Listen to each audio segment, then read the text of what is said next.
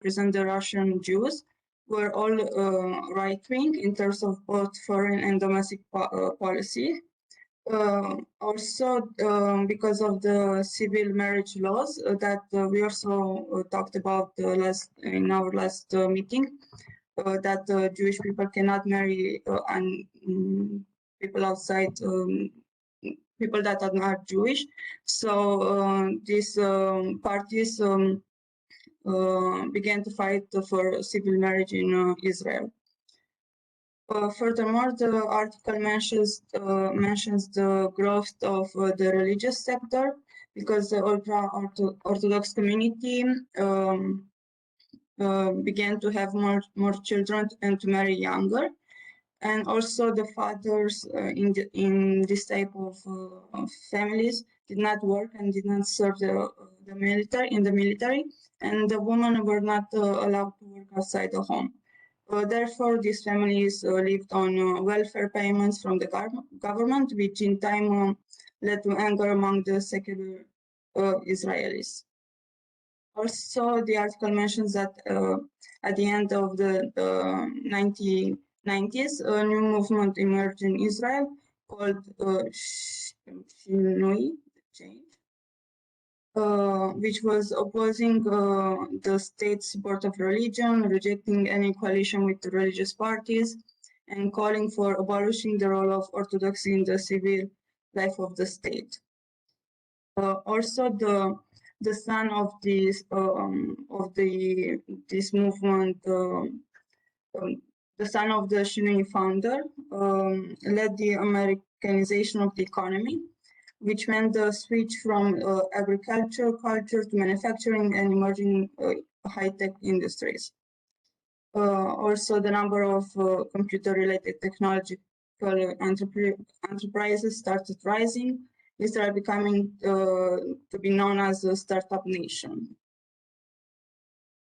This switch to high-tech industries also led to a new wealthy and upper middle class in Israel, which was mainly formed by Ashkenazi, while the poorer class in Israel were formed by the Arab, Mizrahi, and ultra-Orthodox communities. Also, there was a new political party formed called Yesh Atid, There is Future, which was promoting the rising of the burden in order to shorten for Orthodox men to serve in the army, and to lessen the government welfare payments to these families whose parents did not work at productive jobs. This party in the 2013 elections received the highest number of the seats after Likud. Also, beginning 2014, the elections led to a new development in the history of Zionism, as well as the Jewish state. We can see a rebirth of the Orthodox Zionism and the birth of one of the most right-wing and extremist settlers elements, the party called the Jewish Home, led by the current prime minister. That's all that I noted about from this chapter.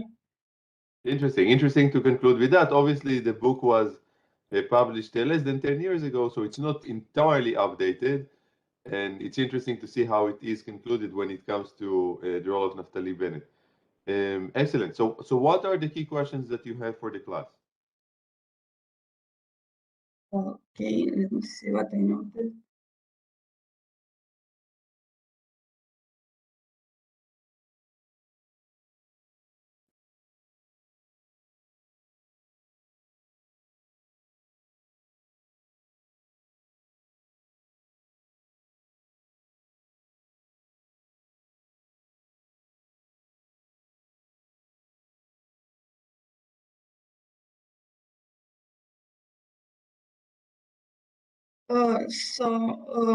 From this chapter, I was thinking about to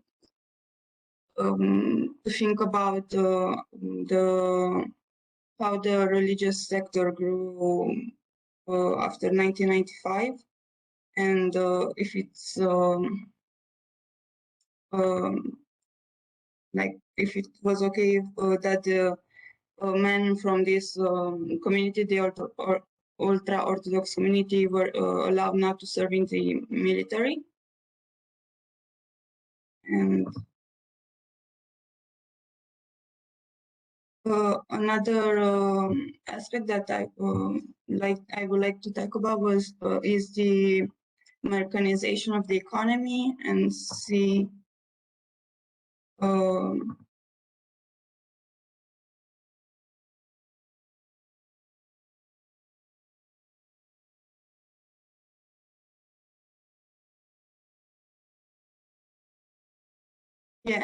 like reasons why Israel became known as a startup nation. Right. If I wasn't clear. Aspect. Considering that we don't have much time before you leave, right, in 4 or 5 minutes. So what is the key question that you want to ask? Choose one question that you think would be good to facilitate a short class discussion. One question that you think the class can try to answer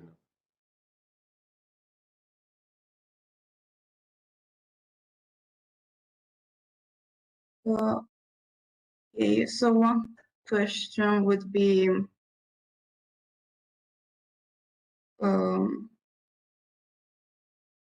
if it was right to give rights to the ultra-Orthodox men not to serve in the military, and to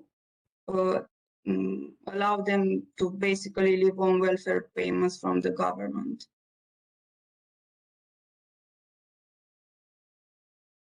I think it's an excellent question. So do you think it was the right move on the part of Israel to allow the ultra-Orthodox not to serve in the army? Of course, that was an arrangement that already was done during Ben-Gurion's time, but it had far-reaching implications the more time advanced. So think about that. Daniel, you're the first. Yes. So, as you mentioned before, at the beginning of the establishment of the State of Israel, Ben-Gurion already approved this kind of action regarding to the ultra-Orthodox community. But back then, there were just a couple of thousand of ultra-Orthodox Jews in Israel. But now, with this demographic change, because it's like 6 or 7 child for each Jewish ultra-Orthodox woman, they tend in the in the last decades to be the majority into the Jewish population. So I think the economy of the State of Israel cannot afford to sustain them in the next decades, because they stay just only on the help of the state. And that will be a very, very problematic way for Jewish economy. And I think that is one of the reason for which is that tension between the secular and the ultra-Orthodox communities in Israel at the moment. And also, I think I think that the ultra-Orthodox, they in some ways they will need to support the Israel military, because as I already said, that in the future they will become the majority in terms of the demographic of Israeli, and to don't want to action in order to support Israel. And some of them, they are already anti-Zionist, and they don't want to do nothing for the State of Israel. It's a problematic aspect, and I think it would be very hard to resolve that, because they always appeal to what the understanding with the Ben-Gurion. So they say that legally they have the right not to serve in the army because of what Ben-Gurion promised them. So I think it's a topic that will not fix it in the next years. Even if the Israeli Court Supreme told that they need to do that, but I don't think they appeal to this kind of legislation. Right. So from what I'm hearing from you, you are against that. you're against allowing the ultra-Orthodox not to serve. Yes, I think they need to serve in the army in order to support the state of Israel, but I don't think they will do that. They will, yeah. Who else? Who else has an opinion on that important matter? About the exemption given to ultra-Orthodox, the Haredi community, from serving in the IDF. What do you think?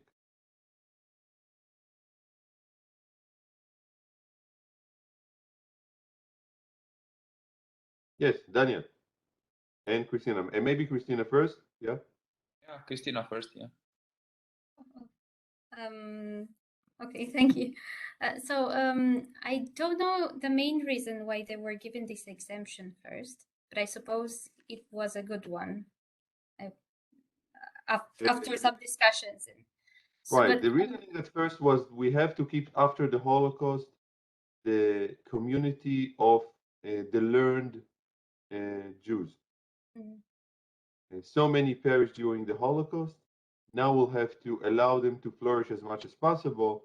So let's not include them in this draft. And as Daniel mentioned before, not so many of them were there in Israel at the time. yeah. That was the main rationale. Well, yeah, it seems a fair. Rebuild what was destroyed in the Holocaust. Yeah. Yeah, I don't think they should be obliged to serve. I don't know if, yes, of course, they're probably, most of them are against it, but I don't see as a good solution to oblige them to serve. I think that in the society there should be a middle way to go in order to achieve a peace and to give everyone the freedom to choose, basically, if they want to or not. So basically, to no longer have the IDF as a people's army, so to speak, in which everyone must serve. I don't know. I haven't thought of that actually, but I just don't feel like anyone should be obliged to do something they don't want to. Interesting. That has, of course, political implications far beyond the Yeah. case of the Haredi and the IDF. Okay, very interesting. Daniel. I agree with Christina about finding a middle way, but my idea of finding a compromise is actually about, and I see that the IDF already does this, to have some special units for them. I think this is a very good idea, in which they, because I know that the rabbis speak about, some potential temptations that the religious Jews might have in the army, like, I don't know, misuse of internet or things like this. And there should be some, I know that there are some special units. Maybe in time, these will develop more, and the IDF will be able to find some new ways to somehow to integrate them in the army. But essentially, I think that they should serve as long as they live there and they are Israeli citizens and they benefit from the security and from what the IDF provides overall. They should be, more integrated into the society. I mean, and it's like, oh, and I put this in the same context with their, with this, because I know that they also receive some funds from the government, to, like, these communities are supported with basically free money, although they are not, it's not so much money, but it's free money. And this is important because if they are not, I think that the cost of them being obliged, being forced to be in the army, it's less than the cost of dividing the Israeli society, because the secular Jews in Israel and there is this division, and there is this frustration actually among the secular Jews that they have to go into the army, their kids have to go into the army, while the ultra-Orthodox Jews don't have this obligation. So it's definitely, in my opinion, on long term more beneficial for the Israeli society to have them serving in the army. Yes. So not compulsory all the way, but very geared towards the integration and fulfilling certain obligations towards the society. Yes. Yes. Yes. I see. More takes on that. Christina, Daniel made their position. Who else might have an opinion on that?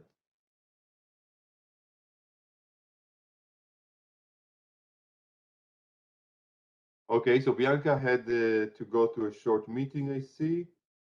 Should be rejoining after that. I would like to add one component that was entwined in what you said, but it's important to mention. To a certain extent, there is an tension between the military service and the economic integration.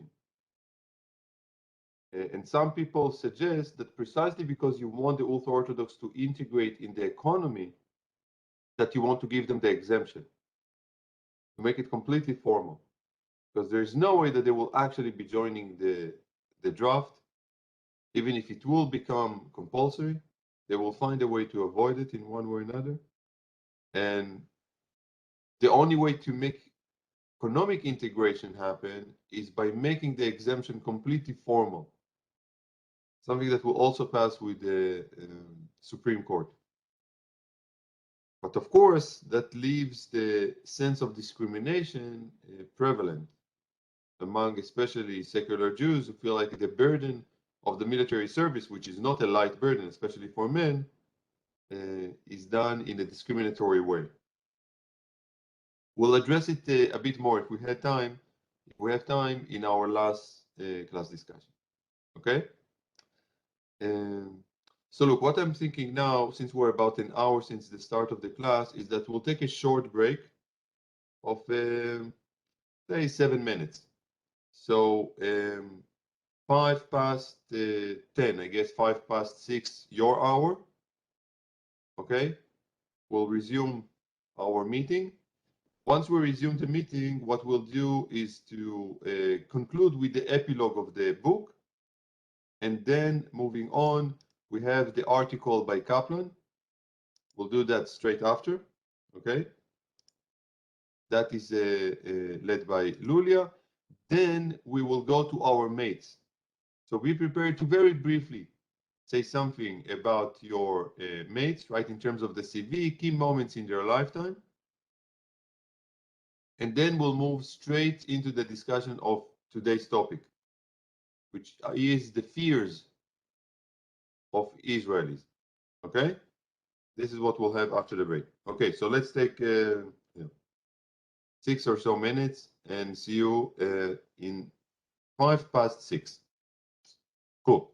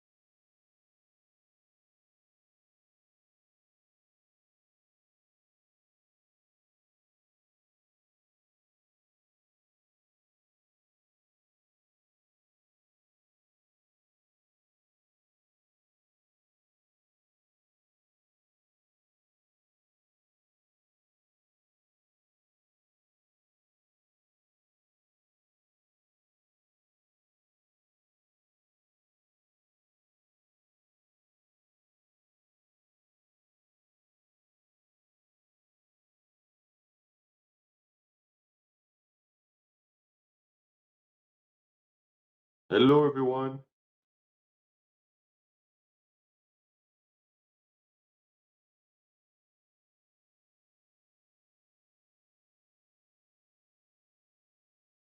Hello, hello. I hope you had an opportunity to refresh. Now let's move on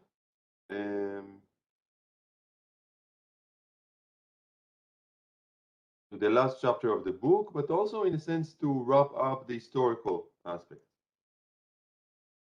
Okay, because the book ends a couple of years back. And I have a sense that some of you, and I've realized that with the little quiz that we had last time, you are somewhat familiar with the history of Israel and its contemporary politics.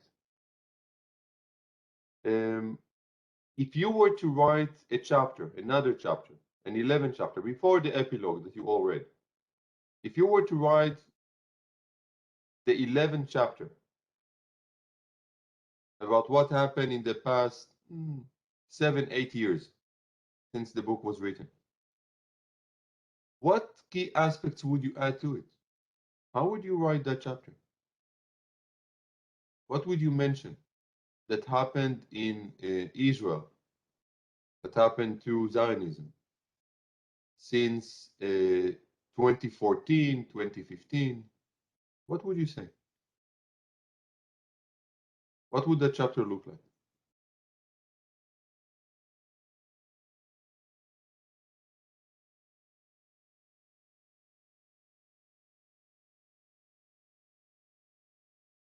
From what you know about Israel.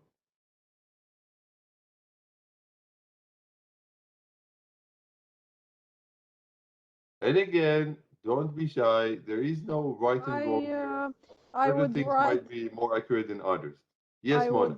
I would write about the former government. I don't know which was the former prime minister, and the rise of Naftali Bennett, the strikes of Hamas in Israel, and the strike of Israel in the territories of that are controlled by Hamas, and so on and so forth. About the war in Ukraine, the fact that the government Bennett tried to make a negotiation between Russians and Ukrainians, and he quarreled his ministers for not being too impartial. And it was I would write I know from the last period, because before I didn't knew much about Israel. Okay, so for the past year, you would bring about the rise of the Bennett government, their policy about the Russian-Ukrainian war, right, and the ongoing struggle against the Hamas. Okay, excellent. Daniel, what else?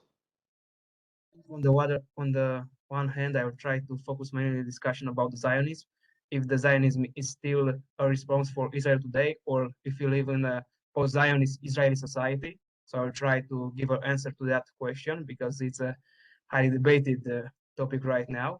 And on the other hand, I will try to focus mainly on Israeli society, like the most important cleavage, like between the ethnical one, between Jewish and Arab Israeli from Israel, that relation, that how this relation evolved in the last decade, the relation between the secular and the ultra-Orthodox, and the relation between the Ashkenazim and Mizrahi related to also to the last decade.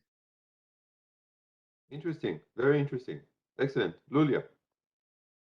I would also add, mostly in the context of Russia-Ukraine war, that referring to the Zionism was an intense propaganda, and the perception was affected due to the Russian discourse. So I guess it means a threat and the increased discourse regarding the anti-Semitic views.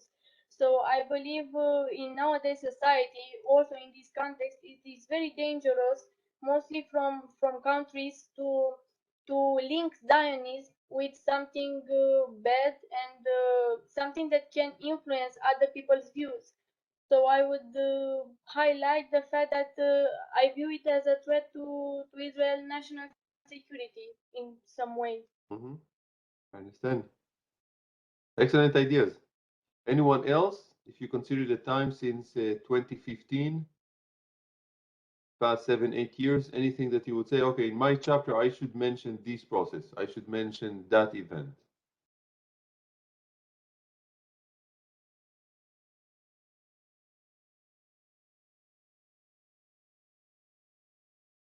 How about COVID? Would you mention that? How Israel handled the pandemic? Or did we forget all about it? How is it in Romania, by the way, right now? Is it all free or still with masks and all of that?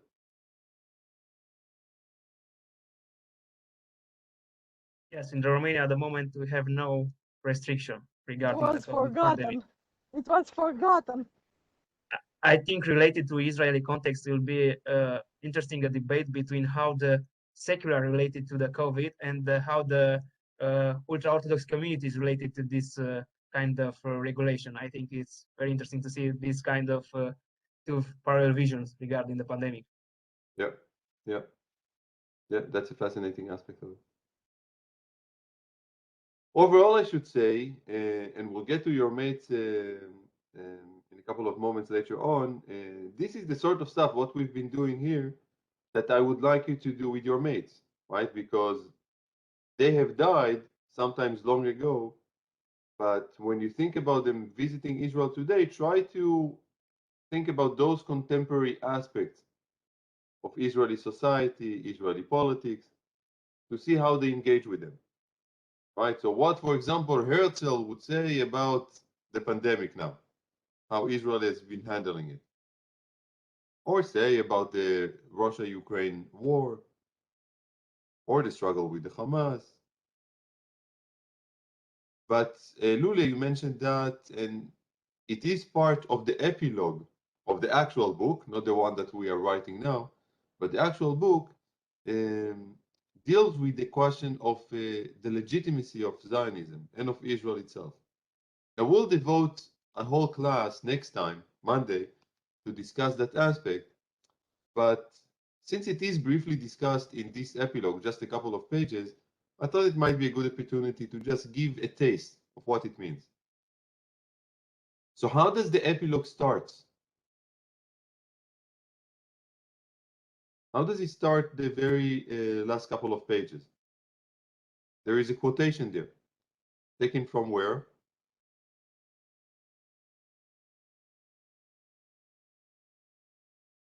The national anthem. anthem. National anthem, right. And the title of the national anthem is, of course, Atvika. Atikva, which is hope, the hope. Now, what is the hope that Israelis are singing about? What is the hope? Not just hope, but the hope. What is that? According to the national anthem,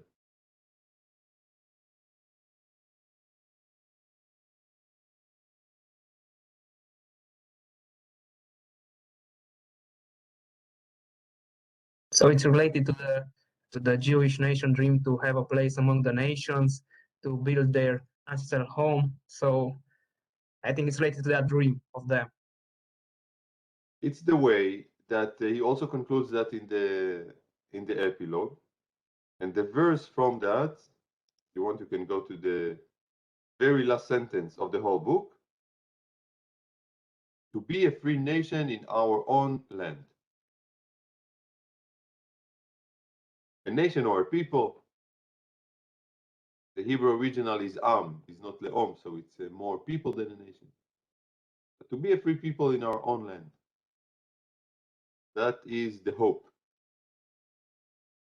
And now that we have concluded our review, a brief one obviously, of the history of Zionism and of Israel, what do you think? Has the hope come true or not?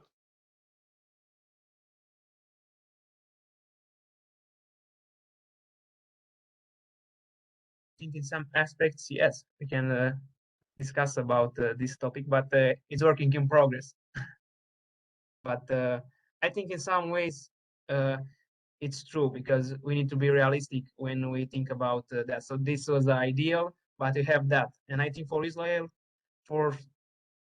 it's an optimistic way to say that in the future the things will be better, but at the moment, in some important aspects, Israel can relate it to this statement. Even if it's a divided society, even if it has a lot of internal problem, external one, but in the main aspects, I think is related to that statement.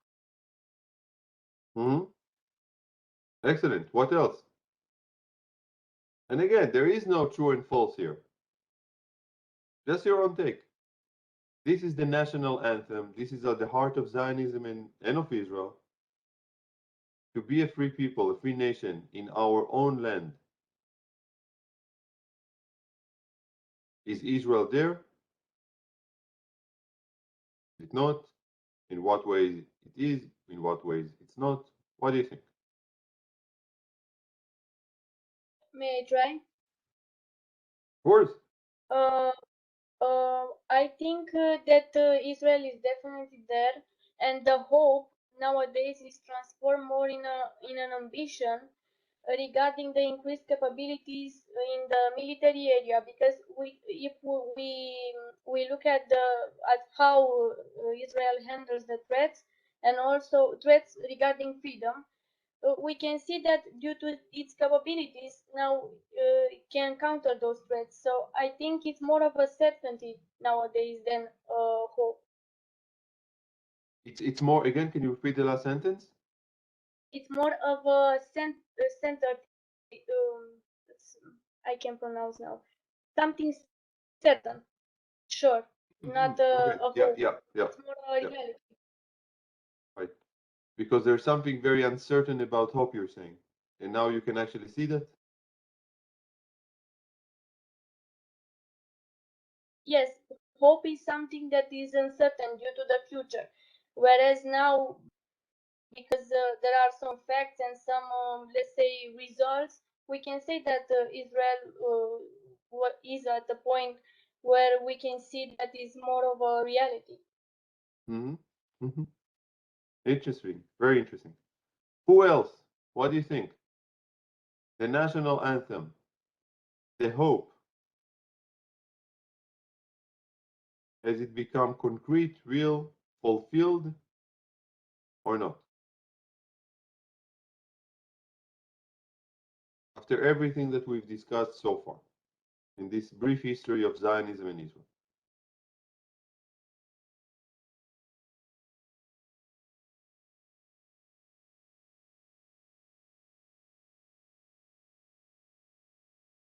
Daniel, yes.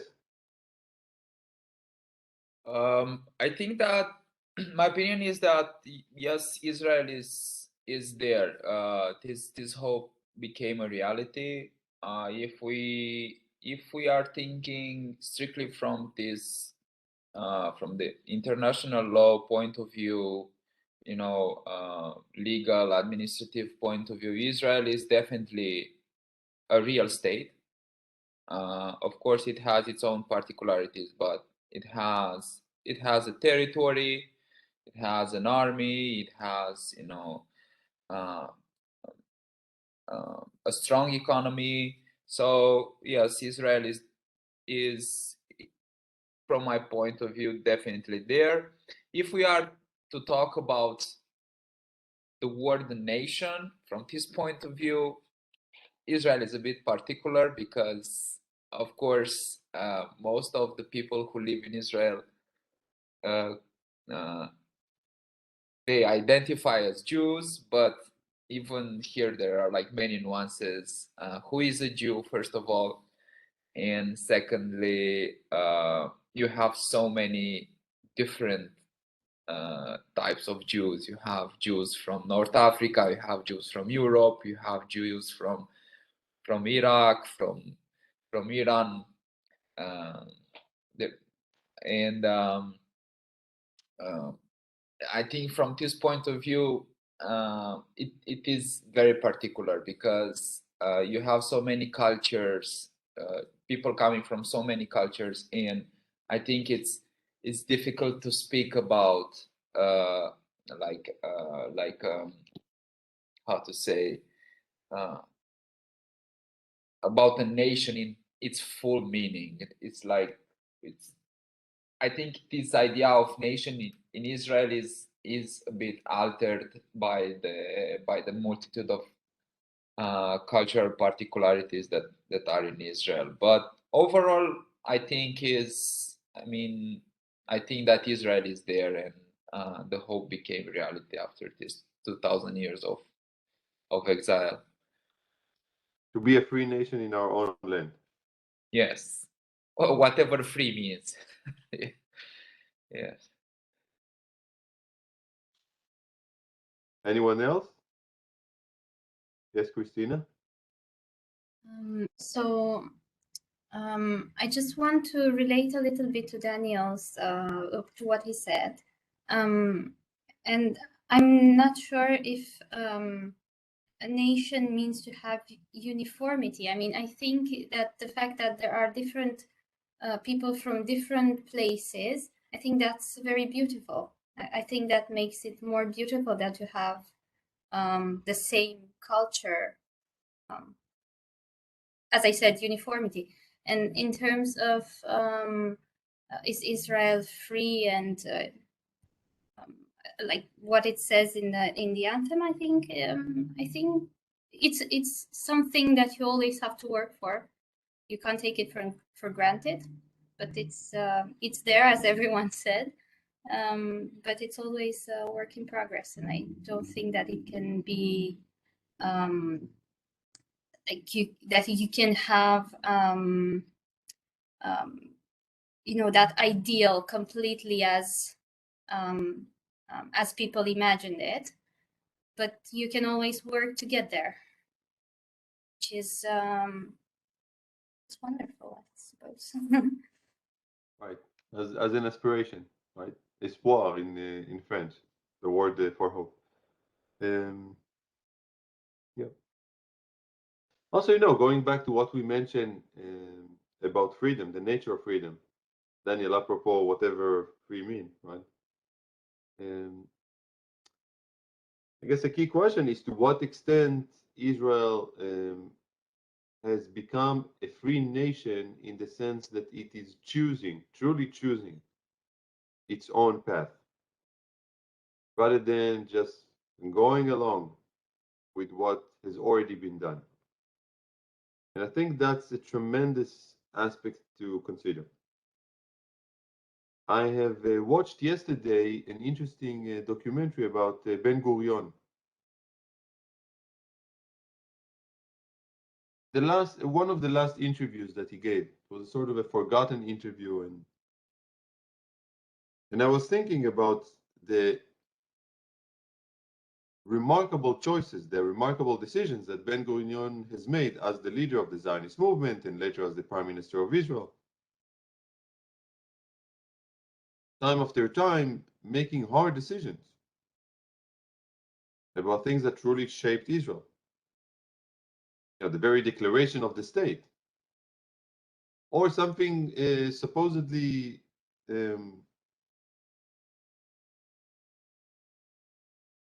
modest in terms of what we discussed today, allowing the ultra-Orthodox not to serve in the army. So many decisions like that.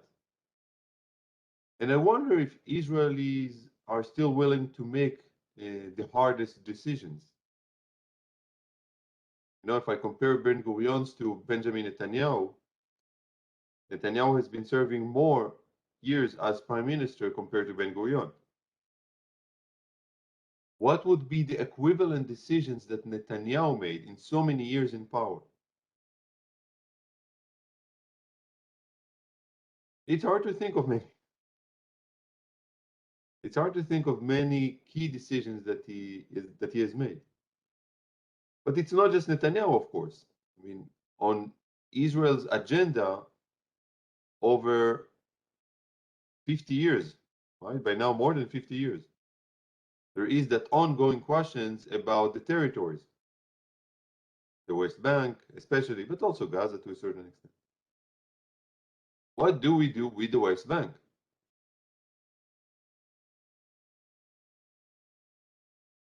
I don't know to what extent Israel is brave enough to actually make a choice. To say either annex the territories, make them part of Israel, with everything that it means, or else release it and allow for the establishment of a Palestinian state. And these are, of course, just two possibilities. But it seems that for the most part, Israelis over the past generation was mostly engaging in not choosing, doing neither this nor that nor other options. Maybe not choosing, it is a choice. It is a choice of basically abstaining from the dilemma, deferring the dilemma to either the next generation, whatever that might happen. In that regard, I wonder if Israel is closer to freedom or to bad faith.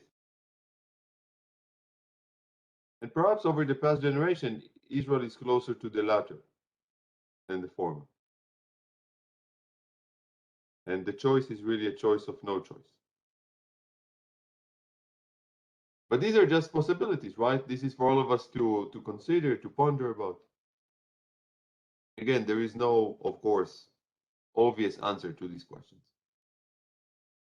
But now let's move on to one article that may allow us to think about categories and questions of choice and no choice when it comes to identities.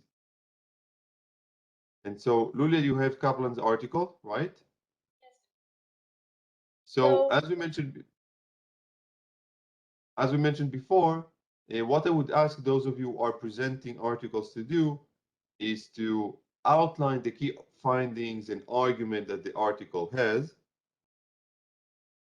and have a couple of open questions to the class to steer a discussion, and conclude with a couple of multiple choice questions based on the knowledge that you are conveying to the class.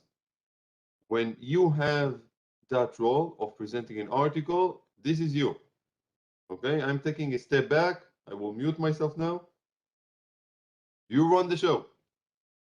Okay? If there's any need for me to potentially intervene, of course I will. I'm not disappearing, but you're leading. So take the lead.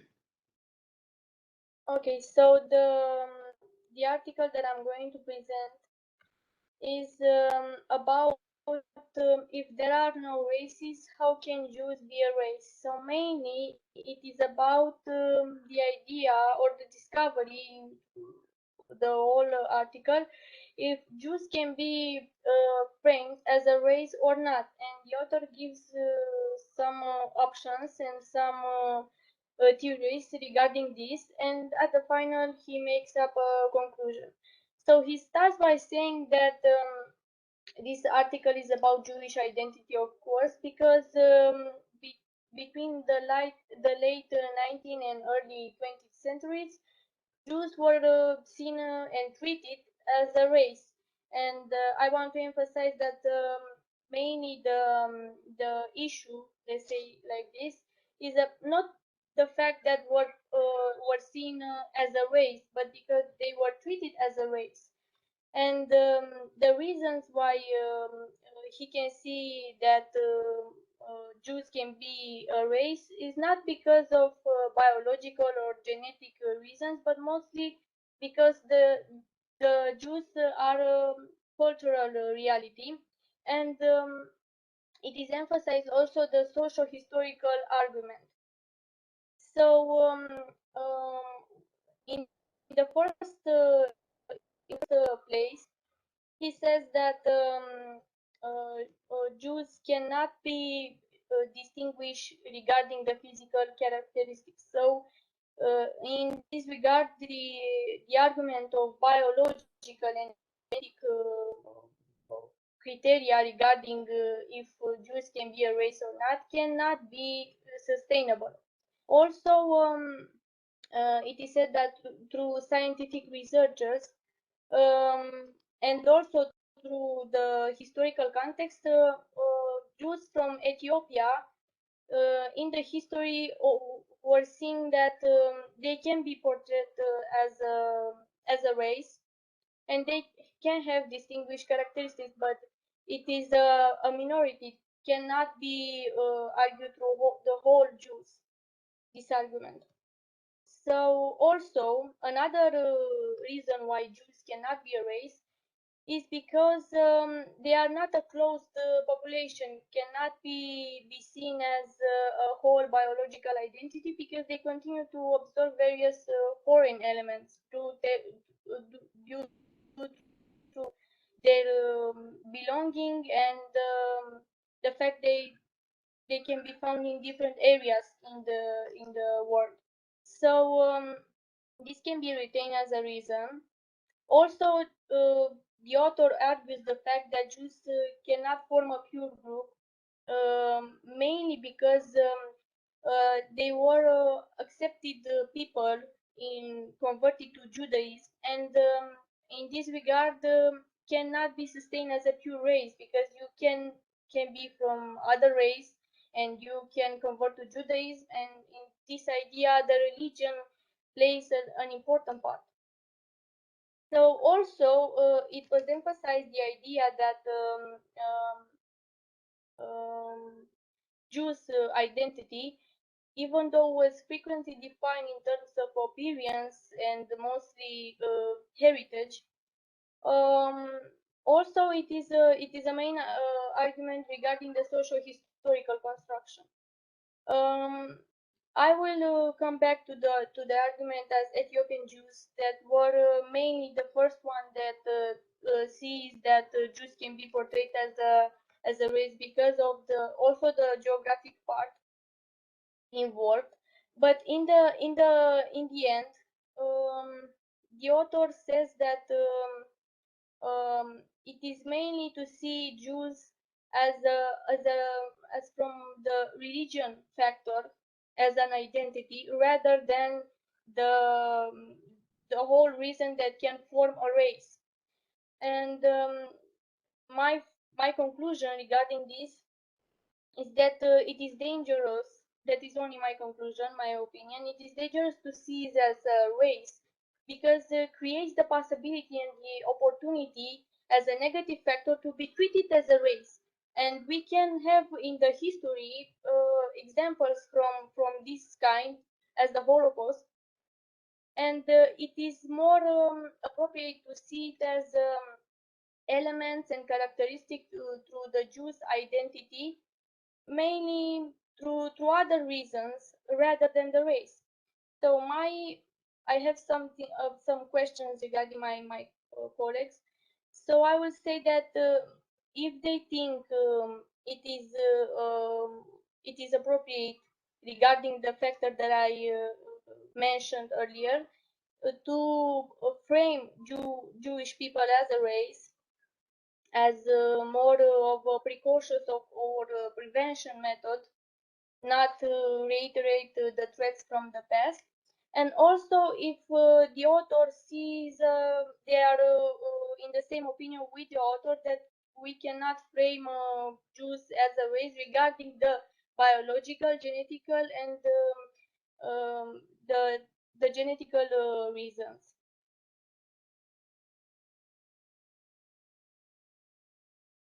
I read the article. I don't know if you hear me. I read the article, and it is interesting that the author says that I don't know, the fact that Jews don't look like Jews differently, so they don't have their own I don't know, color of body or something like this, and so they are not a race, and it is quite clear that they are not a race but a national identity and a religious identity.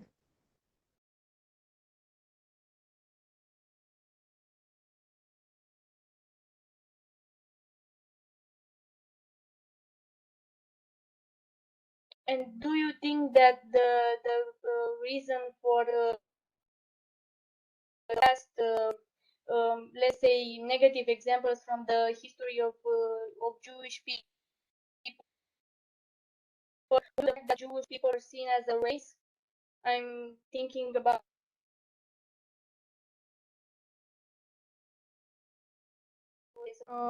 Yes, yes,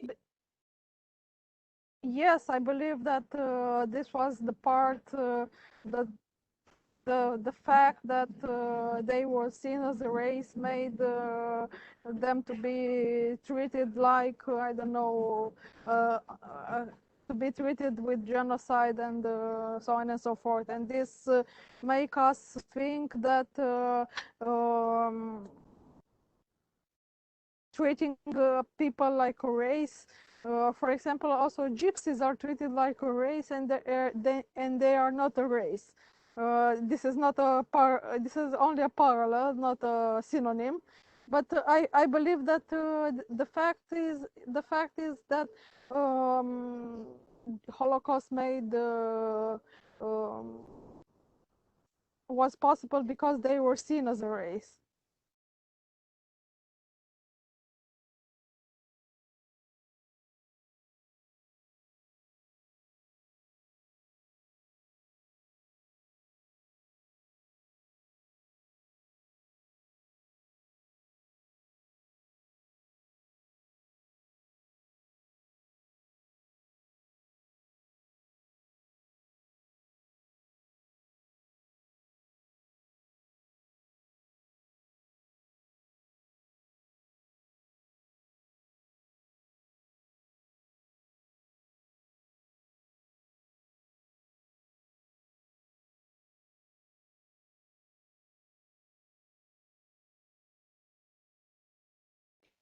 I guess that was my presentation of the article.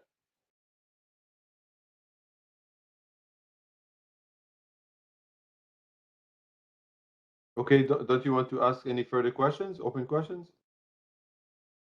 Well, I was asking this question regarding the threat of seeing Jewish people as a race, but mainly if there are some other question regarding this subject proposed. I think that Daniel raised his hand, but also later on, do provide the multiple choice questions to the class, right? I don't know, Daniel, how you decided to organize that in terms of how people respond, etc. We just mark them here in the table, you know, based on their participation. We have a table where we will put their. We don't have like a specific way to mark, you know, the answers and. I see. Okay, it's your show. Yeah. Not part of it. Yeah. Okay, your call. So Luli, I see that Daniel also raised his hand. I will mute myself again. Yeah, regarding the question, I had a suggestion. We can, at the end of the classes, we can pick all the question and can try another method, like in the previous class. Maybe it will be easier in this way. If you collect all the questions for all the classes and put it in one method, maybe it will be easier. I just suggest. That's just a suggestion.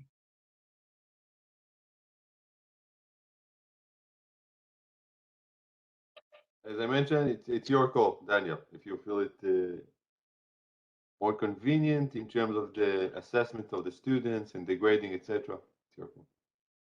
Yeah, we can. Yeah, it's a good suggestion. I will discuss it with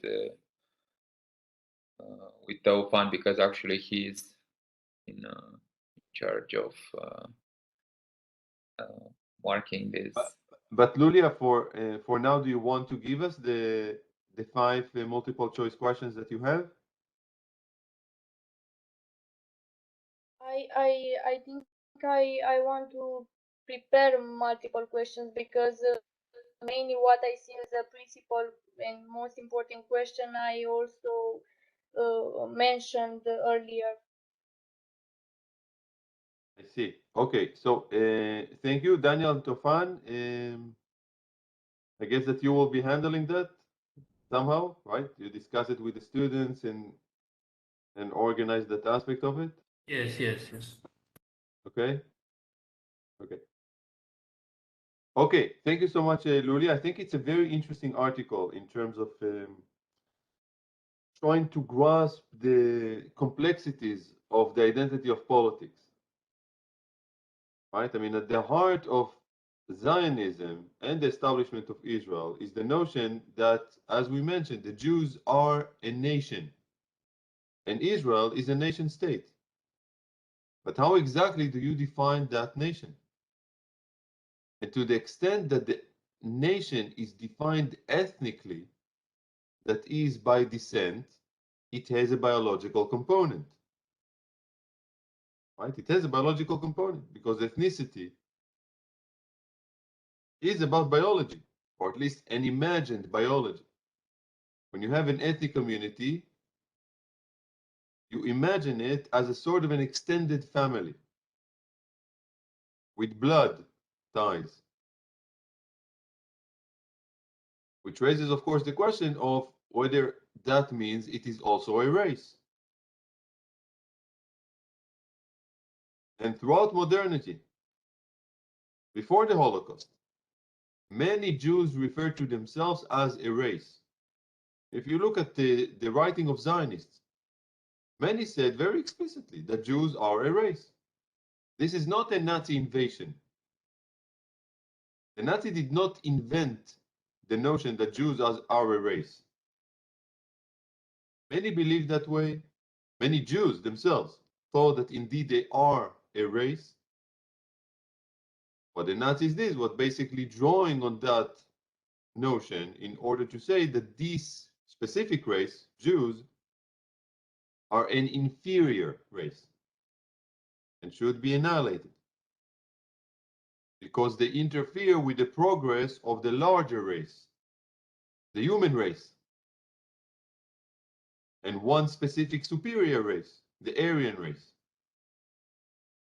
And of course, what Kaplan is trying to do in his article is to problematize the politics of race. And he's drawing, as Lulia said, he's drawing basically on the case of Ethiopian Jews immigrating to Israel.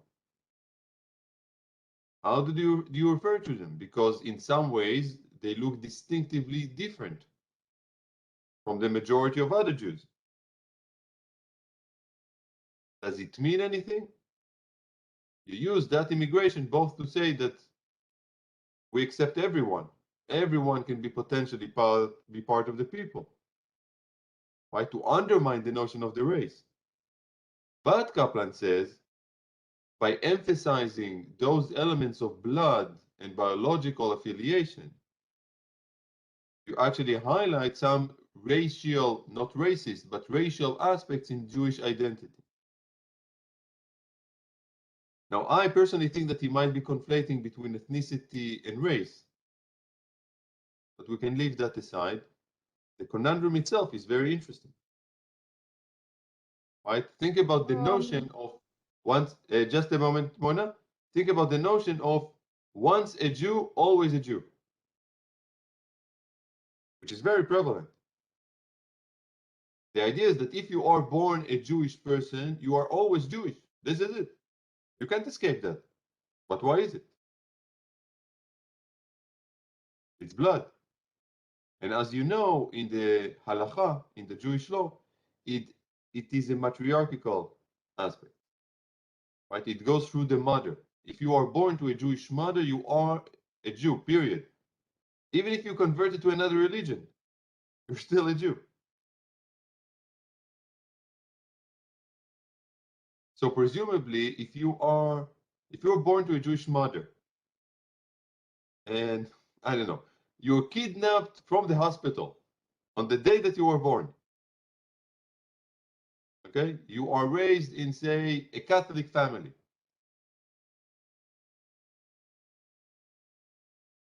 And suppose that you are a woman giving birth, 30 years later. Your child that has no idea about whatever will be considered by halacha as a Jew. Why is that?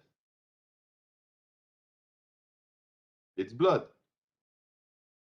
So biology does play a role in the very notion of what constitutes a Jew. Of course, became a huge bone of contention in Israel. How should we refer to that? In law, in practice, etc. It's a very thin line, right, that passes between race and ethnicity, between an objective definition of biological identity and a somewhat more fluid one that ethnicity at least allows. Okay, Mona. I believe that there is a confusion between race and ethnicity in this sense, because the author says that Jews are not a race, so they are more defined by their religion and their cultural identity. So I believe that there's a confusion to say that Jews are a race. On the other hand, I wanted to say that I saw a movie about Ethiopian Jews and how they came to Israel. It was an operation, known operation of Israeli intelligence to bring them to Israel, and it was a very interesting movie. It's a fascinating part in the efforts to bring about Jewish immigration. That aliyah is fascinating, not least from the perspective that Kaplan is offering in this article, right? Because it does pushes the question of identity to a certain limits and also the economic aspects of it. At least at first, it doesn't offer any economic benefits that, say, immigrants from more developed countries supposedly do offer. But it is part of the ethos, the Zionist ethos, of the gathering of exiles into one country, of becoming one nation, in practice, not just in theory. Lulia. Also, I want to add regarding the blood aspect that was talking about later on, that it is said in the tradition that Jews remain Jews not only in a life, but for all the other lives.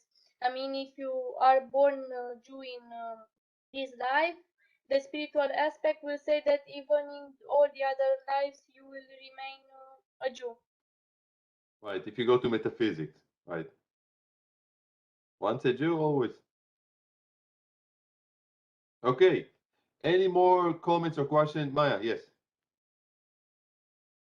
Yeah, I was thinking in the moment about the secularization.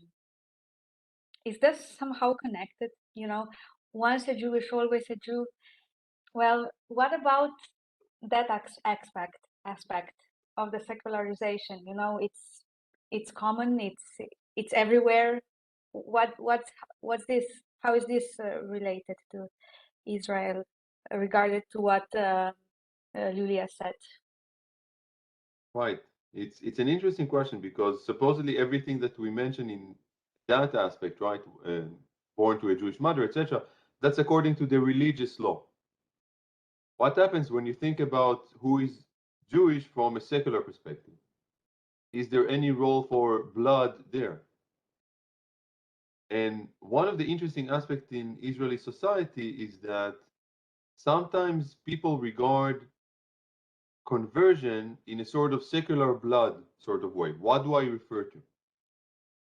When people immigrate to Israel based on the law of return, and they are not Jewish by halakha, right? They are not born to a Jewish mother, but they are still entitled to immigrate to Israel because, say, one of their grandparents is Jewish, right? So as you recall, according to law, they can immigrate and receive citizenship. They're not Jewish, but they can still immigrate and become citizens of Israel. Because the argument is that they would have been persecuted in the Holocaust, according to the Nazi law, right? It's enough for the Nazis to have one Jewish parent for you to be part of that race. So effectively, Israel absorbed that Nazi racial definition in outlining who might be admitted to Israel and become a citizen. So it's even more clearly a biological aspect. But to make the secular dimension even more pronounced, once someone like that, right, suppose that you are, I don't know, 15-year-old, and you're not born to a Jewish mother, it's your grandparent, one of your grandparents was Jewish. You immigrate to Israel, you become a citizen. At the age of 18, you are drafted to the army. Then, for many secular Jews, something interesting happens. There is almost a sort of a baptism of military, a baptism of fire, a baptism of blood. Because by joining the IDF, willing to shed blood for the country, for the nation, for the people, for many secular, you are thereby becoming part of that nation. And it's interesting to think about it in the context of fallen soldiers. Most secular Jews would say that, you know, if someone was willing not merely to come to Israel, but to serve in the army, to fight for the country, and in some occasions even die for the country, wanting to become Jewish, it doesn't matter if he has or doesn't have a Jewish mother. By those actions, they prove themselves to be Jewish. They prove themselves to be part of the nation. And so here the blood, even if it's not genetic, becomes both symbolically and corporally important. You shed your blood on the land of Israel for the sake of the people of Israel. If you do that because you feel Jewish, then you are Jewish. From that more secular perspective. Even if according to the halakha, you would not be regarded as such.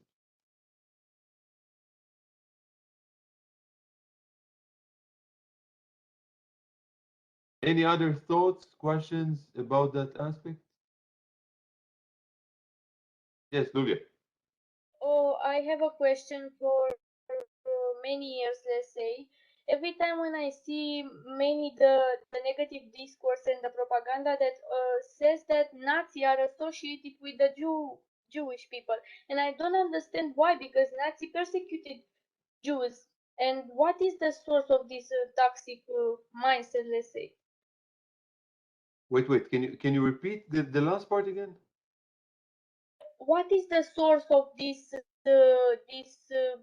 propaganda and the negative discourse in the society regarding the fact that Nazi persecuted Jews. So how can how can anyone says that Jews are associated with the Nazi people?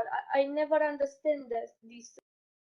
What, for example, what Labarov said about Hitler having Jewish blood or something else? What do you mean exactly?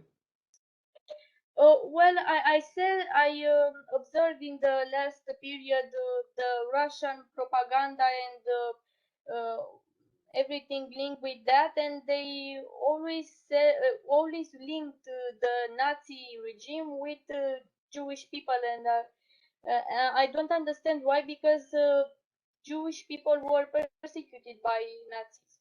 So why is this link between? Right. So from Putin's perspective, it's quite obvious, right? He's basically making the argument that invading Ukraine was part of a denazification campaign. And of course, it is very hard to make this argument considering the fact that, you know, the prime minister of the country you just invaded, the head of the country, is Jewish. So the way for them to somehow square the circle is basically saying, well, Hitler had Jewish blood too, which is obviously, it's a ridiculous argument. But this is the way propaganda works. This is the way propaganda works. And I think that for Putin, and not just for Putin, for many people who are thinking in terms of the power pursuit, you know, truth is something that you can readily manipulate. You can twist and turn in order to fit a certain agenda that you think might resonate sufficiently with the public in order to persuade people to follow your path. And we've seen that again and again throughout history. Now, all of this is not to obscure the fact that what the Nazis have done still resonates, even in certain practices you see in Israel, as we mentioned before. The law of return, one of the most important laws in Israel, if not the most important law in Israel, a Zionist law, was fashioned after the Nazi definition of a Jewish person. This is not to say that Israel is Nazi, obviously, but it is basically to say that to the extent that the Jewish state was created as almost the response to the Holocaust, to the persecution of Jews, then Israel is trying to offer the flip side of that. So you exterminated whomever had a Jewish grandparent? Okay, we are going to grant those people automatic citizenship in the Jewish state. Okay? And that's also obviously something that we can discuss, perhaps next class or the last one, you know, both themes are related to it, whether this is an appropriate move or not. But it's very clear that aspects of that troubled part of history still resonates, even so many decades and generations after that. And as for propaganda, that's the way that propaganda works. You get whatever you can. And of course, the Nazi argument in Putin's eyes is very strong. That obviously you should fight the Nazis. So you might as well say that Ukraine is controlled by neo-Nazis, which is ridiculous. Other thoughts that you want to bring on? Okay. So we are now 2 hours into class. So what I propose is that we take now the longer break. Okay. After the break, I would like us to very briefly, not too much, to just hear from you about your mates. Okay. Loredana, since you haven't prepared the paper for today, maybe we'll assign you something for next time.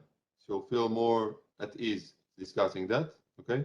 So you don't have to rush into reading the paper in the next 15 minutes. We'll do it in another occasion. But after we return from the break, very briefly present your mate, right? Your partner that you've posted on Jamboard, right? Everybody can access Jamboard. You have the links, right? If not, Daniel can send you again in chat. Go to Jamboard and just briefly tell the whole class about your mate. Present both aspects of the CV. Don't read the CV, right? This is boring stuff. Just a couple of seconds about the key things that you want to say about your mate and present your tweet. Okay? We'll do that in the first part after we return to class. I don't think that it should be more than half an hour or so. And then the rest of the class will devote to discussing the articles. Okay, the articles that all of you had to read, right? The interview with Ehud Barak and the Iron Wall by Jabotinsky. Okay? So I think very useful text in order to understand questions of security, or rather insecurity, in Israel. Okay? So let's do that. We'll take a break until my time, 11:20. Okay, so we'll have enough time to prepare for that. So your time, it will be, I guess, 7:20, right? 6. No, 6:20. Right? Yes, You 6. know what I mean. In 15 minutes or so. Okay, okay. Okay. So see you then. Bye-bye. I believe that I can speak to even if I am in train. Okay, very good. Very good.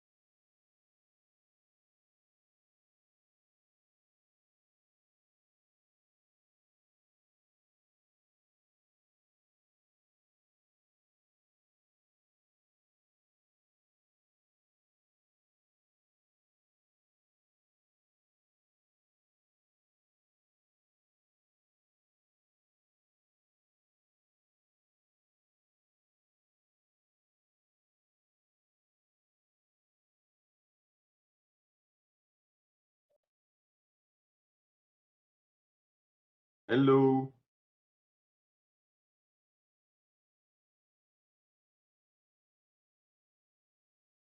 Hi, everyone. All back in place?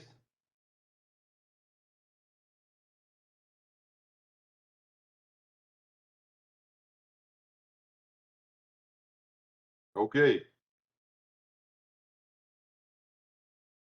So let's have a brief engagement with your Jamboard post. Okay. I can ask for volunteers or just go with the order of the pages that I see there.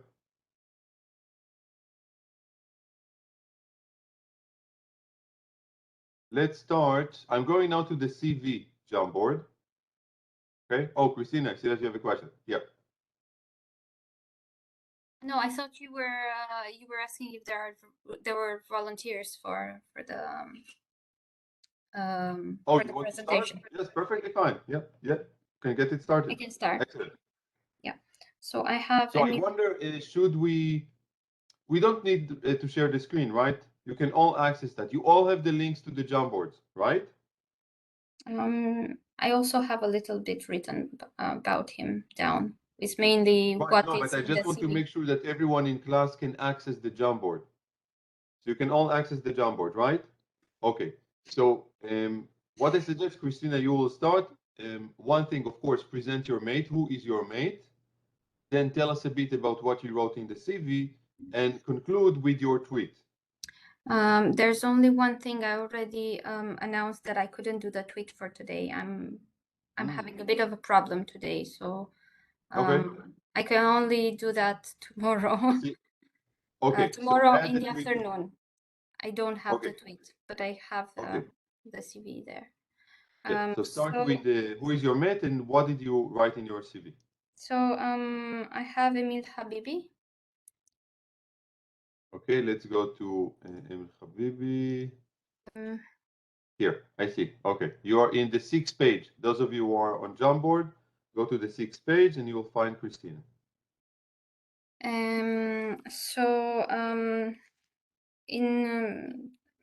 He's a writer. He was a writer, a journalist, and a politician. He was born in 1922 in Haifa.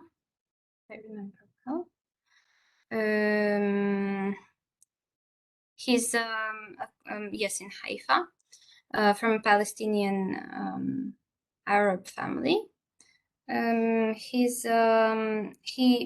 He worked for several journals. He was a member of Palestine Communist Party, and then for Israeli Communist Party. He became an Israeli citizen. And in terms of his literature, he is a writer of novels and short stories. He's a very well-known writer. He also received 2 prizes. I think I read somewhere that not many others received both prizes for literature. One was Al-Quds prize, and the other one the Israeli prize for literature. I'm not sure. Maybe he was the only one, but I think I read something like that. And his CV. Just a moment, please. I have so many tabs open on my computer, so should I present what I wrote in the CV, or what should I? If there is anything in particular that caught your attention, I mean, you brought some of the key information about him. From what you've read, is there anything that really grabbed your attention that you said, okay, this is interesting?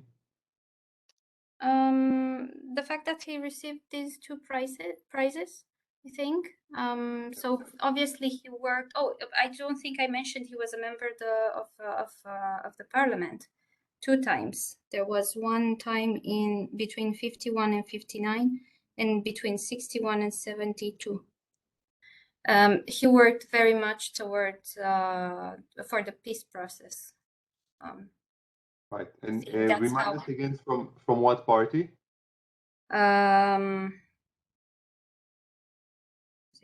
Oh no, it was the Communist Party. Right. Right. So it's Yeah. it's interesting. I mean, Paul, yeah. He was communist. Yeah. I think that Emil Habibi is really one of the most fascinating people to trace and to see what he has to say about contemporary Israel if he was brought to life in this regard. I Because he haven't. was really. Sorry, Yeah? sorry. No, continue. No, I haven't had the chance yet to really read his opinions, but I will very, very soon. Right. Once you do, I think that you will find this character very interesting.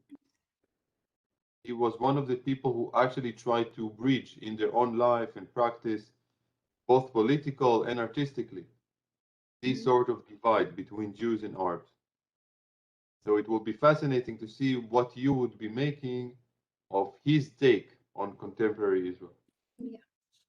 Okay, thank you so much. And now let's go. Do we have other volunteers, or should I just go by the order of the people there? I can, Daniel, I yes. can, if I'm So wait, Mona, here. Mona, first Daniel raised his hand, and then I'll let you, okay? Okay, Daniel, you go. So my mate is Menahem Begin. We already discussed a little bit about him when I presented the chapter, but I just want to emphasize that he was an Ashkenazi Jew. Before the Second World War, he lived in Poland.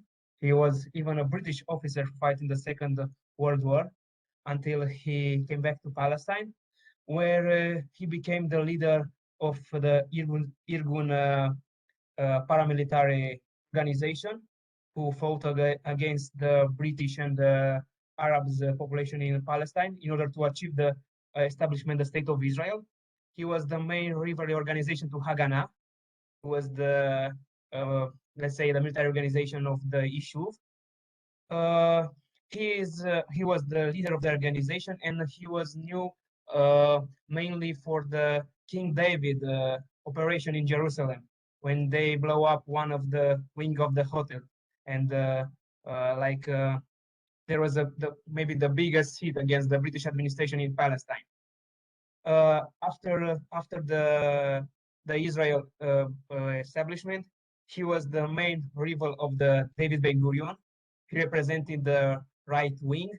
He established the Herut Party along with other members of the Irgun. After that, in order to accede to the power, he made an alliance with the Liberal Party and the establishment the Gahal. And along with other right wingers, especially Ariel Sharon, who contributed a lot to the foundation of Likud, he finally, as we already discussed, go to the power and became the first Israeli right-wing prime minister in the history.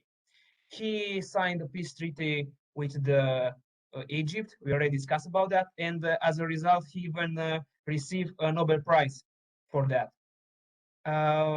Also, he started the 1982 war, 1982 war with Lebanon, but I think that we need to retain the fact that the most important fact that he was one of the main important leaders of the right-wing Israel in the history. He was like a disciple of Zev Jabotinsky, who will discuss later in this class, and a very important figure in the Israeli politics. And his legacy we can see until today regarding the Likud party. Excellent, very well done. And now tell us a bit about your tweets. Yeah, so I tried to have how Menahem Begin will react today with these events. So first, I read a tweet or just explain why I choose to write down what I.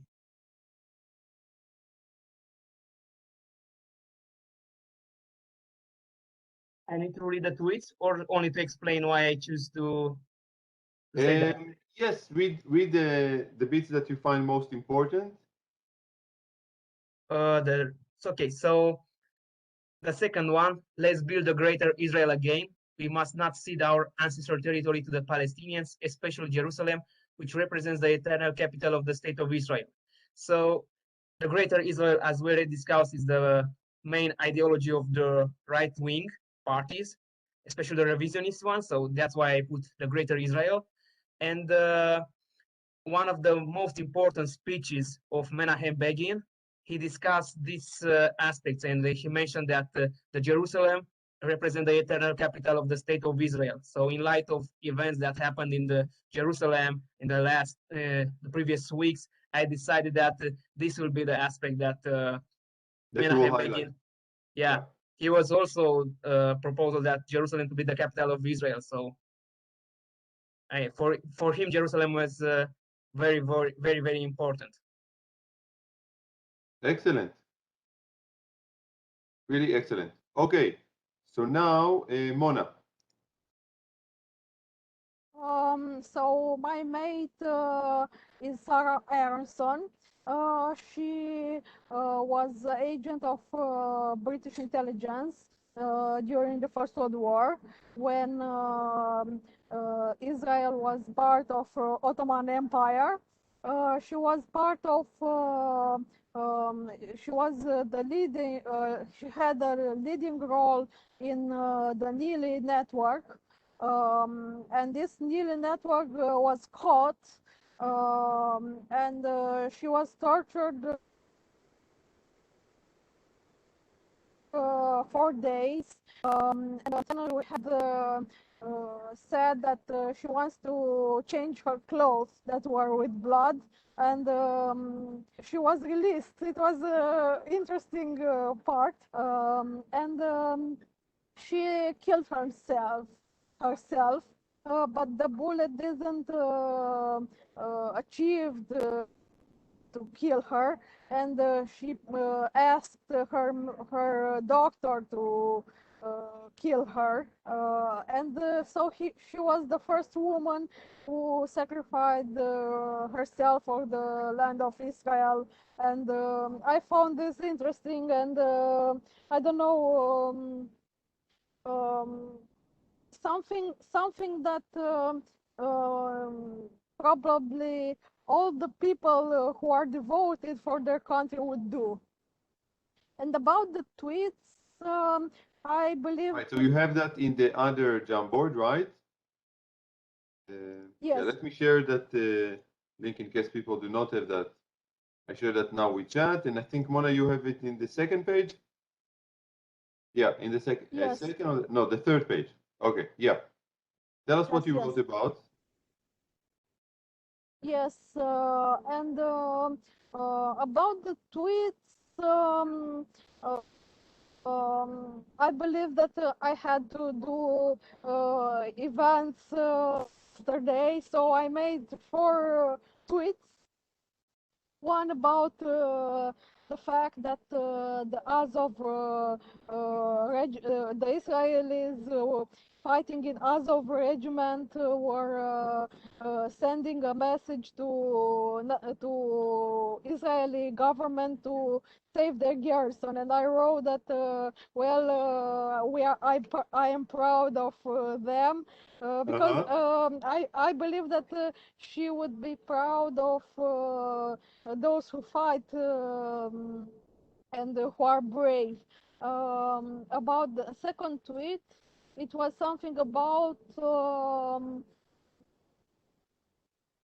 the settlements in West Bank, and I wrote that well, this is a measure to improve Israel's capacity to be a strong country, and I wrote that this should continue. Another tweet was something about a woman that threatened the Israeli prime minister, and I wrote that well, it's a shame for her to do this. And I don't know, the first tweet was About the death of the journalist. yes, that the death of the journalist. Well, it is debatable, and there are many scenarios, and all the common thing that I saw on Israeli newspaper was to be settled the truth about this, and I wrote, and my mate wrote that well, should be seen the truth about this Palestinian, this Al Jazeera journalist who and not to uh, uh, mix and are not okay to do. Okay, very cool. Thank you so much, Mona. Very well done. Both the CV and the tweets. Daniel, you have your hand raised from before, or? Before, sorry. Okay, so who is next? Someone want to volunteer, or shall we go according to, I think the next one? Who has Shulamit Aloni?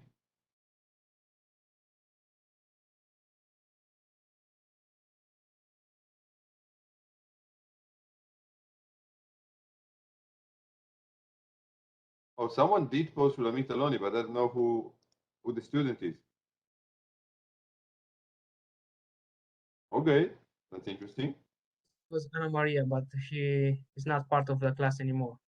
Ah, I see. So she posted that, and okay. So we have Bianca. Yes, I have Mahmoud Darwish, if I'm pronouncing it right. Yep. He was born in 1941.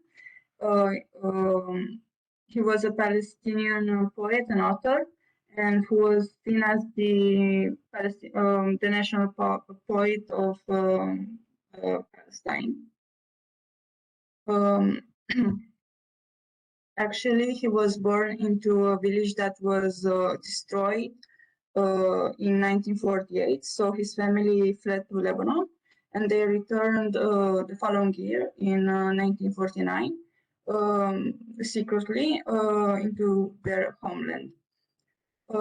As a young man, he was imprisoned for his political activism and for publicly reading his poetry. In the 60s, he joined the political party called Raqqa. And in the next few years, in the 70s, he left for Russia, where he attended the University of Moscow for 1 year. Afterwards, he moved to Egypt in Cairo. He actually lived in exile for 26 years in Beirut and Paris until 1996. Afterwards, he settled in Ramallah in the West Bank. He published his first collection of poems in 1964, and since then he published approximately 30 poetry and prose collections, which were translated into more than 22 languages. Should I say more about him, or is it enough? If you find, I mean, we can read the CV, but if you have some sort of important key moments or aspect of his personality that you want to highlight, and then of course the tweets. Okay. Even though he was vocal about being against Israel, he said that he doesn't hate the Jews. And one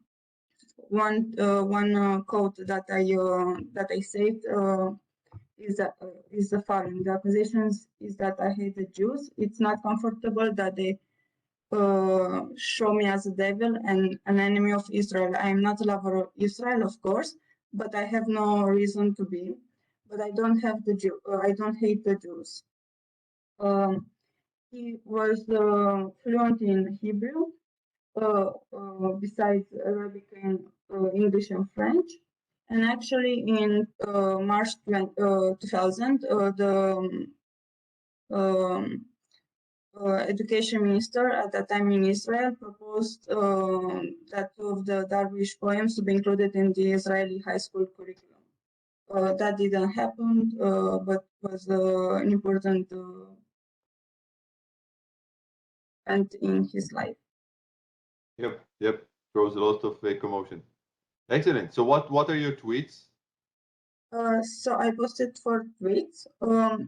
From what I read in the syllabus that you gave us, I saw that we should use some parts of quotes from our mates. So I looked for quotes of Mahmoud Darwish. So the first tweet is about the death of the journalist Shireen Abu Akleh. And it says, in the name of Palestine and its people, I found here today, we will not forget and we will not forgive. Shireen Abu Akleh, he will always be remembered as a hero for the Palestinians. So the first part of the tweet is actually a quote from his speech at the United Nations in, I think it was in 2000, I'm not sure the year. Excellent. Should I read the other 3 tweets or? Whatever you choose, your call. Whatever you find most intriguing. Okay, another tweet that I wrote. It's about just a second to look. Okay, it's about the fact that Israel called 6 of Palestinian NGOs. They characterized them as terrorist organizations. So the tweet that I wrote is, our civil society must be protected. I tell to myself, a moon will rise from the darkness. We all need to stand up for our NGOs and protect our community. Again, the second part of the tweet, it's an actual quote from him that he gave. Yep. Interesting. This is very cool. Bianca, thank you so much. Let's move on now to Lulia. So I have made David Ben Gurion, and he was born in 16 October 1886 and died at the 1st December 1973. The main important thing as a personality is the fact that was first Prime Minister of Israel and also was the founder of the State of Israel when it declared its independence in 1948, and also was Minister of Defense in Israel.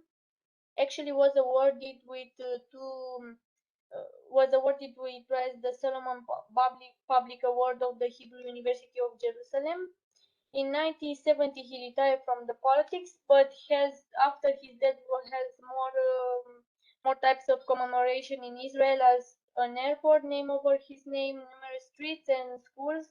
And what I was intrigued about his personality was the fact that he saw himself as an atheist, has no religion views, and actually, even though he hasn't something more profound regarding religion, in his discourses quoted a lot from the Bible and in his speeches and writings. Also, he refused to define himself as a secular and as a believer in God, but he described himself as a pantheist, and he stated that he doesn't believe in the afterlife. I think that it is interesting regarding his personality, because Jews are mainly oriented to the religion perspective. Regarding his achievements, mainly we can say that the most important event was when he declared the independence of the state of Israel, and the quote that he said that the new nation would uphold the full social and political equality of all its citizens without distinction of religion and race. Also, it is relevant regarding our discussion today. As tweets, I said that Israel must redefine its independence in the Middle East regarding the threat of Iran now more than ever, considering the increasing influence in Syria and the nuclear threat. It is now more than ever important. Also, I tweet another thing regarding Saudi Arabia, and I said that the recent peace with Saudi Arabia, of Israel with Saudi Arabia, has shown that the new alliances can be reconfigured in order to reestablish the legitimacy in actions and objectives. This is really excellent. Very well done. Thank you so much, Lulia. And now I think Loredana. Okay, Then my moving on to mate. Golda. Yes, my mate is Golda Meir, or by her husband's name Meyerson. She served as a prime minister since 69 to 74, when she was already 71 years old when she came into the office. Also, she had a long career. She was a part of the Israeli government, the Jewish agency, the Histadrut, the Federation of Labor. She was born in Kiev, in Ukraine. She has memories with the pogrom in Kiev. As a young girl, she joined Poalei Zion, Workers of Zion, where she met her husband, Maurice Meyerson, an immigrant from Russia. They both immigrated to Palestine in 21 during the third Aliyah. In 1928, she was elected as a secretary of Women's Labor Council, Motzet Hapoalot. She joined Yishuv, meaning the Jewish community in Palestine, in 46. She was interim head of the political department of Jewish agency. She already became a national figure. She was a representative of her party, Mapai, the Labor Party. Ben-Gurion decided to appoint her as a Minister of Labor in 49. She served there her best years, where she worked for absorbing the immigrants, the waves of immigrants.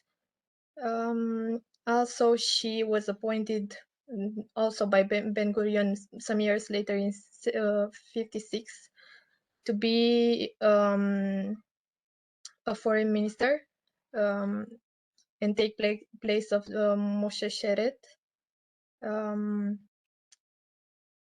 She served as a foreign minister for a decade, since 56 to 66, under two prime ministers, David Ben-Gurion and Levi Eshkol. After that, in 67, she decided to leave this position, but she remained in political sphere, and she was the general secretary of her own party, named Alignment, or Ma'arach. On March 69, the Labour Party decided to nominate her for being the prime minister after the death of Levi Eshkol. He had cancer, as I know, and she was really happy to hear that. She never thought of herself, she never dreamed to be a prime minister. I quoted her in there. She said, I know that tears rolled down my cheeks. I never planned to be a prime minister.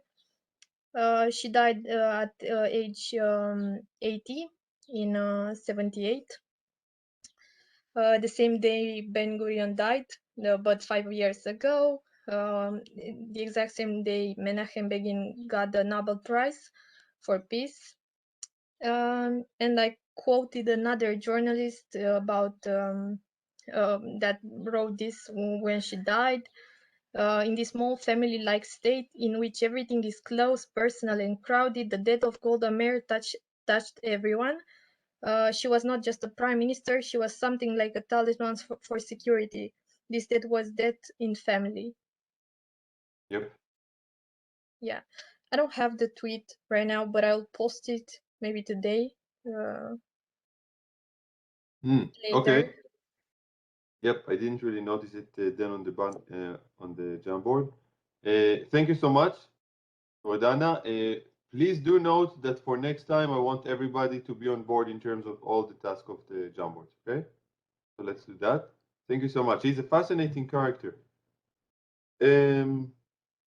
Perhaps one aspect that I would ask you already about, what was the most painful time in her political life? Can you guess? What was what? The most? The most painful time in her political life? Probably the war, the Yom Kippur War. I don't know. It was very Precisely. tragic. I've heard some memories from the ambassador of Washington that said that hurt her or something, that she even thought about suiciding if she fails this mission to save the country. She somehow, that's just an opinion, not mine specifically, but someone said that she felt she was so connected to the country that if the state was endangered, her own person was in danger. And yeah, Yep. I think that's the most painful period of her life. The casualties, the lives she lost in that war. Yesterday I said that it was a mistake, but I've read more things, and she actually tried to keep very clear who started the war, to let the Arabs make the first move, so it's clear for the Americans who started the war, so they'll receive supplies and military. So she knew about the war, but she let it clear who started. She didn't want to start even as a defense move. Right. There was intelligence going on just Yeah. before the war, suggesting that it will be broke. And Moshe Dayan, who was the security minister at the time, thought that there will be no war. Golda was hesitant, partly because a couple of months before that they had a general draft, and eventually there was no war, and there were severe economic implications of that. So they decided not to draft because of that, and because of what you mentioned, right? In the very last day before the war, when it became increasingly clear that this is what's going to happen, there was also the argument that it's better, since we're already there, it's better to get it started when it's clear that the initiative was taken by the Arabs. Yeah. Also, we can mention that many did say that in terms of the conduct of the war, when the war actually broke, many believe that Golda Meir was handling it very well. She was one of the very few who managed to see things see the overall picture, to move strategically and make the right decisions when the war actually was going on. And being under huge pressure, like every policymaker was under huge pressure and stress, and they managed to act responsibly, and and she was a woman. She wasn't very healthy, by the way. She was quite old, of course, but she also wasn't healthy. She was treated for cancer with chemotherapy and stuff like that. Yeah. She was. Yeah. And interesting, a very complicated figure. Very interesting. Thank you so much. A wonderful presentation. And now, who's next? There's someone who wrote about Abba Eban. I don't know who he is. This. Oh, Maya, you, yes. Yes, I did, but he isn't on the list, right? Yeah, so you added basically why did you choose the Abba Eban? While during the research and when I was searching on internet, I think he was very interesting, and I said to myself, why not to put him on the list and also to discuss about him and to tell the colleagues about him. Yeah, well, Abba Eban, he was actually, before he became Abba, he renamed himself. He was Aubrey Solomon Meir Eban. He was born in 1915 to Jewish parents in Africa, in South Africa, and then he moved to United Kingdom. And in his early childhood, his father died, and his mother pushed him a lot to learn about the Jewish tradition, about many languages and so on. During his life, he spoke 10 different languages, and in the time of his study,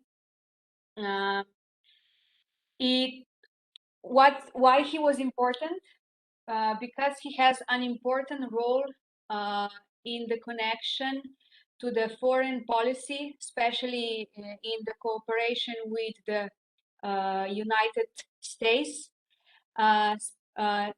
That was in the time of the Resolution 181, when he helped that United States give a recognition to the Israel.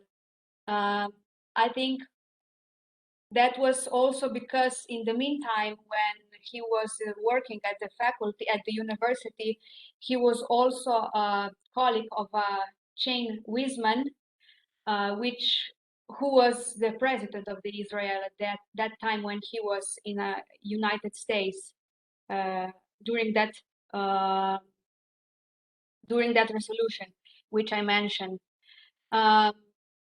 After that, when he finished his work in United States, he came back to Israel, where he was playing an important role in the policy in the Knesset. He was a part of Mapai at the beginning, and after that also a part of 3 other parties. And when he finished his role in the policy, he was very close to the higher education, to the university and so on. As I mentioned, he spoke 10 different languages, and that's why, because of his rhetorical skills and also because of his knowledge of history, he has got that ability to convince people about the importance of Israel country and so on.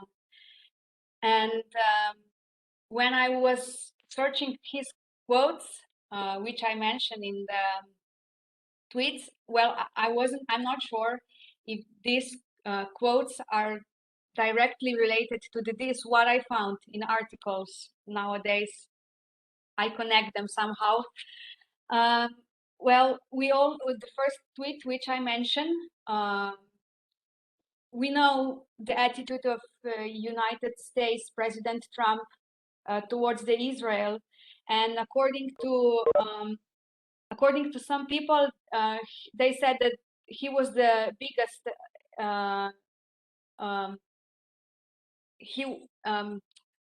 the biggest friend of Israel till now, as a president of United States. And with the change of the government, also the policy of support for Israel has also changed somehow. In my opinion, this is still, America still has got a very strong connection to Israel, but with the Biden, there is more energy also being devoted to the Palestine. And according to this report, to this article which I found,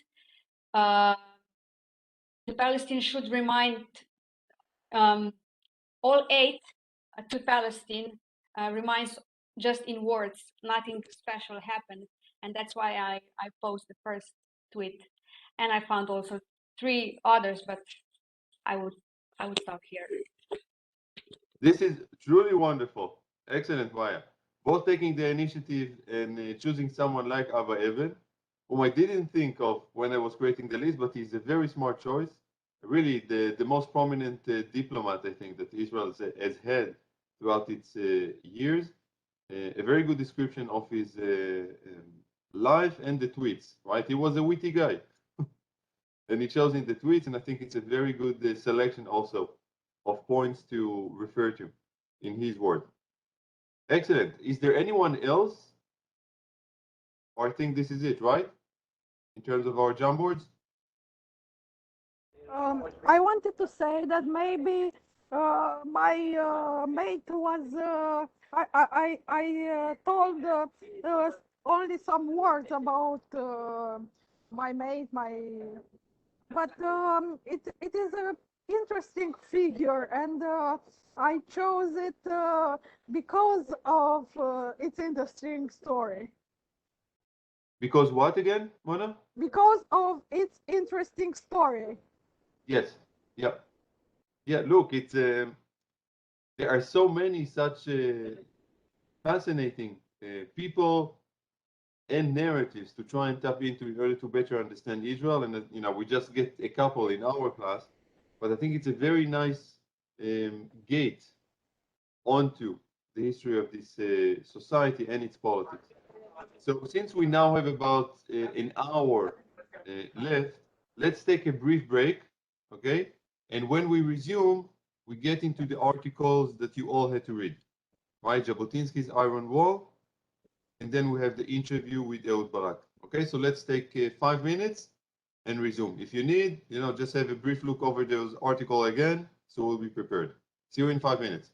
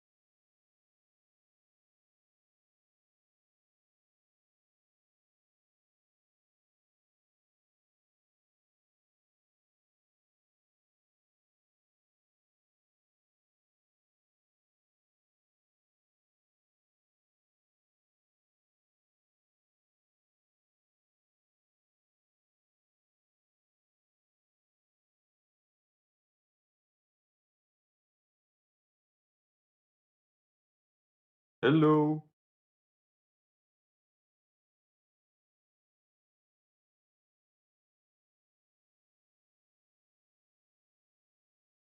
Hi, everyone.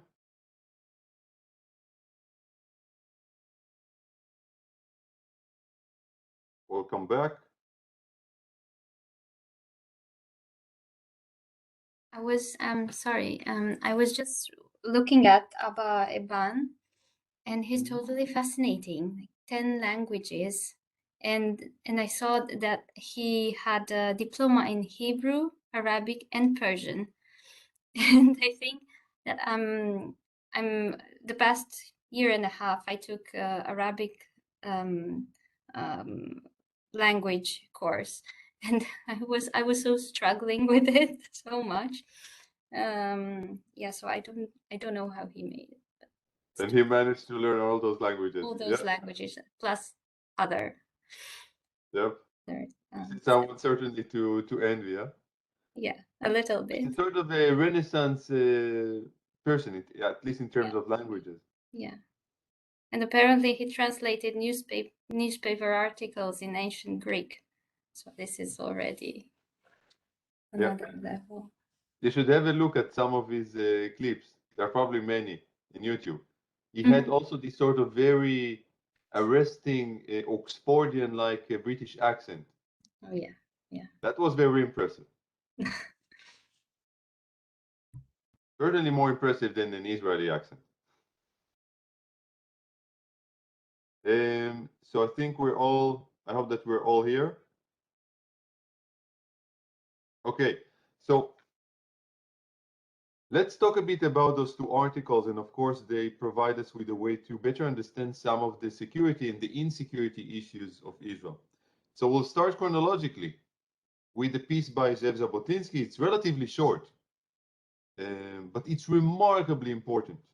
It's almost a century now since the Iron Wall, and honestly, I cannot think of a more important essay ever written by any Zionist, ever. This is by far, I think, the most important essay. Captures so many aspects. But first of all, who is Zev Jabotinsky? And at what time is he writing? I mean, what is going on in the world and in the land of Israel, Palestine at the time? Who can answer those two questions about Jabotinsky and about the period that we are discussing here? Daniel, yes. So Zev Jabotinsky is considered the father of the revisionist movement. So basically, is the foundation of the right-wing parties in Israel. So that is their mentor, to be more specific. And regarding the period when it was like in the Zionist movement, it was a split between the people who consider that the partition of Palestine between Palestine and Transjordan, who later become Jordan. It was naturally, and they agreed with this change. And those who, like Jabotinsky, thought that it was a mistake, and the future state of Israel needs to incorporate also the west and the east bank of these territories. So it was in that period when Jabotinsky decided to split from the mainstream Zionism and to found this revisionist organization. Zionist organization. Yep, exactly. And what was the Jabotinsky's rationale? Do you happen to know? Why including a larger territory in the prospective Jewish state? Why doing so? Was it a religious promise? Or no, he was not a religious person. In the most ways, he was the secular one. Yeah, and that's interesting. This is something to note. Right? Jabotinsky was not talking from a religious perspective about God's promise to Abraham and the Jewish chosen people and all of that. Nothing. All that divine jazz was out of his mind. I mean, he used some biblical rhetoric. He was very well versed in the Bible, like many secular Zionist leaders. But that was not his rationale. In Jabotinsky's mind, it was simply a political endeavor to make the Jewish state the strongest it can possibly be, the safest it can possibly be. And it made sense to make the territory larger. And the main consideration was demographic. Jabotinsky's emphasis was first and foremost on demography. He wanted to create a huge Jewish majority in Palestine, the land of Israel. That was the main goal. And he saw before him millions and millions of Jews in Europe, just waiting for the moment that they would be able to come to this new Jewish state. And it should be as big as possible in order to accommodate all of them and to give them a truly safe, secure haven. As we mentioned, this is the time of the British Mandate, right? It's no longer the Ottoman Empire, which was defeated and disintegrated in the First World War. Now Palestine is under the British Mandate. The British Empire is controlling the land after the Balfour Declaration. We discussed all of this. The next question is,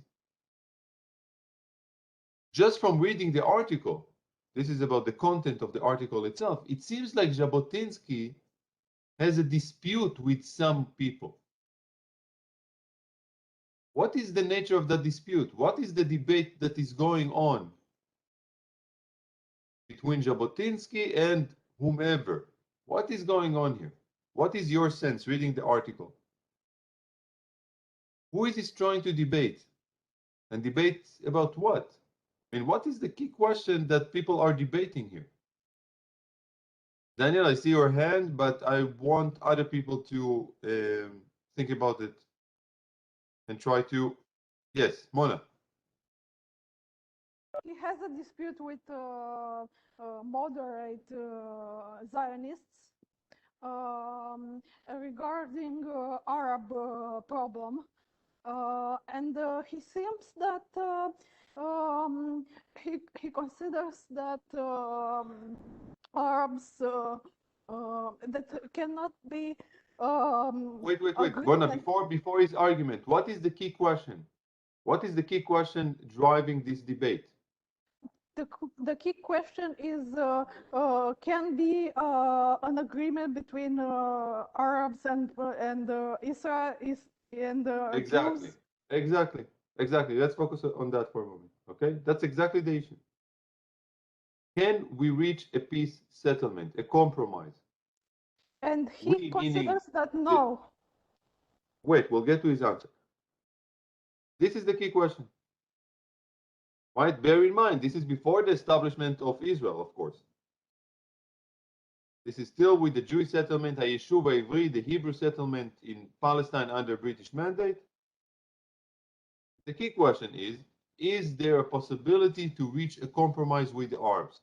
And he's basically having a dispute with people who argue that there is a possibility. Right? Yes. So I want to hear, and now again from other people, not Daniel and not Mona. A, what is Jabotinsky's answer? Is there a possibility or isn't there a possibility? And why?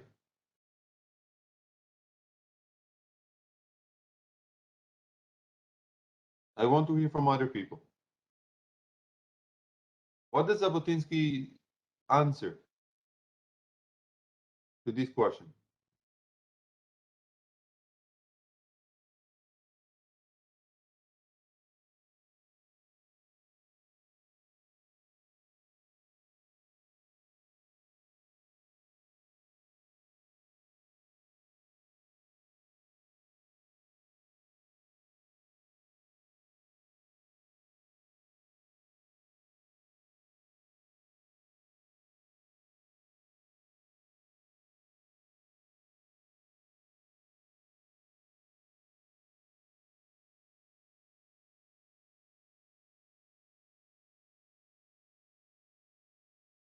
I'll patiently await.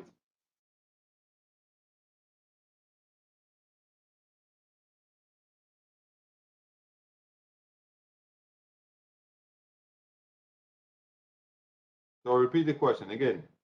How did Jabotinsky answer to the question? Can there be compromise with the Arabs, peace settlement? And why?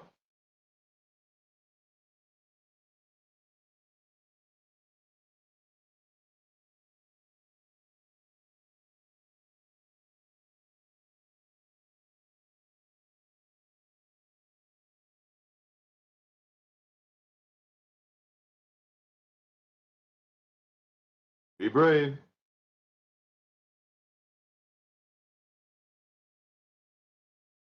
You know that there is no guillotine waiting to you outside, right? If you're making a wrong answer here, nobody's going to cut your head by the end of it. Assuming that you've read the piece, you should know at least a bit about what's going on there. What do you think?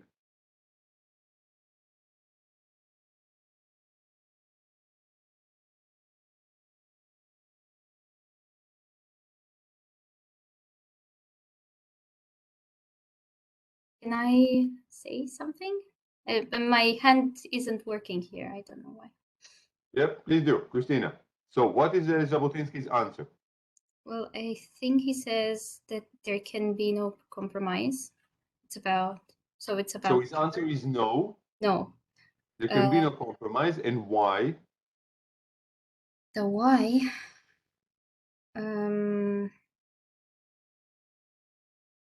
Because the occupied, it's about occupation, right? I'm not wrong. Again, the occupied what? The occupied people will never agree to get to a consensus. They would always struggle to free themselves. Exactly. Exactly. So in Jabotinsky's mind, there can be no compromise with people who just want to get rid of you because they are the native population of the place. Okay, Mona, I see your hand is still up. What did you want to add? No, I have my hand before. I see. Okay, so that's the rationale. Let's read a couple of segments from the article. I'll share a screen. Can you all see that? Yes? Yes. First of all, I consider it utterly impossible to eject the Arabs from Palestine. Right? There will always be two nations. Right? And bear in mind what I mentioned before, demography. Good enough for me, provided that the Jews become the majority. That's the most important part of it.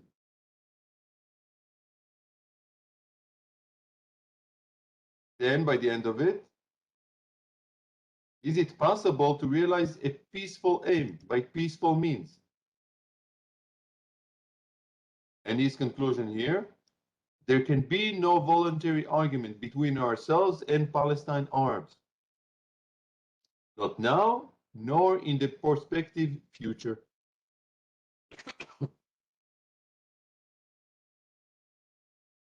And as Christina mentioned, look at that line. The native populations, civilized or uncivilized, have always stubbornly resisted the colonists, irrespective of whether they were civilized or savage.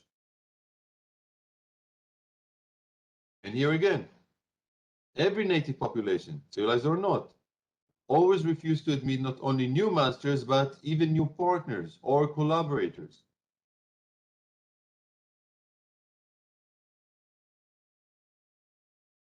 Our peacemongers, right, those who try to promote peace, are trying to persuade us that the Arabs are either fools, whom we can deceive by masking our real aims, or that they are corrupt and can be bribed to abandon to us their claim to priority in Palestine, in return for cultural and economic advantages.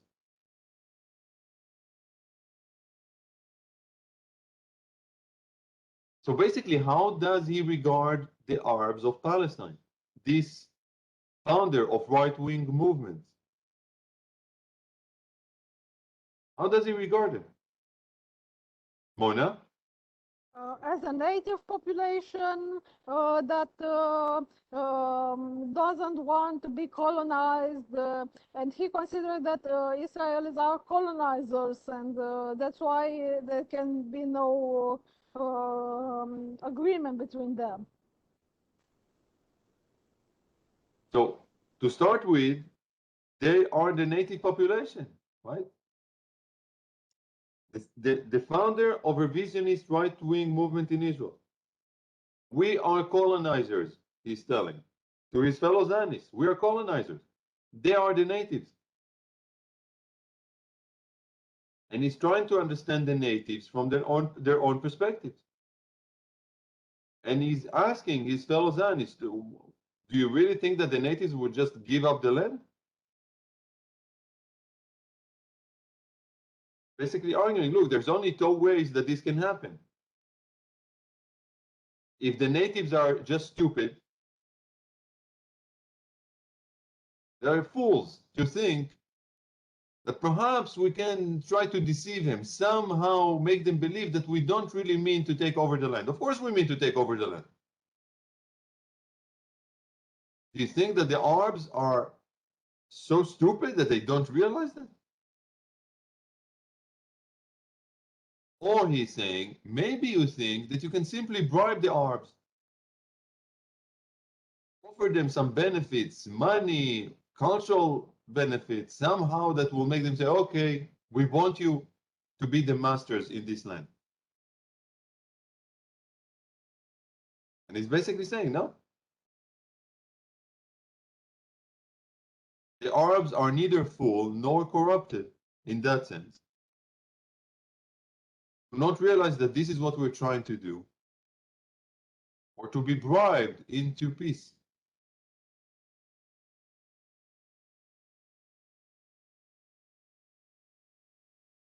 That's the way things are.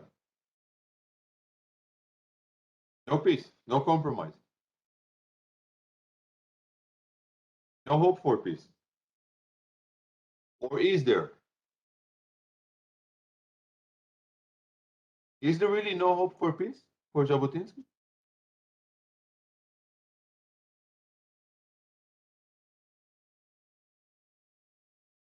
Daniel, I see your hand, but again, I want to push others who, you know, you've already the article. I hope at least you've read the article. So it seems a bit doom and gloom so far. No hope for peace. But is it really so for Jabotinsky?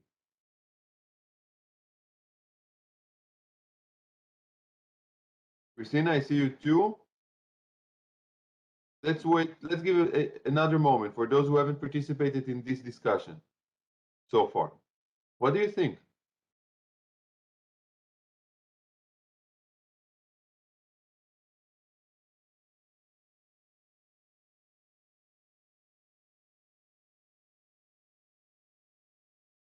Well, I believe that. Wait, Mona, wait, just a moment. I want to give opportunity for others to figure out if there is perhaps still hope for peace in Jabotinsky's mind.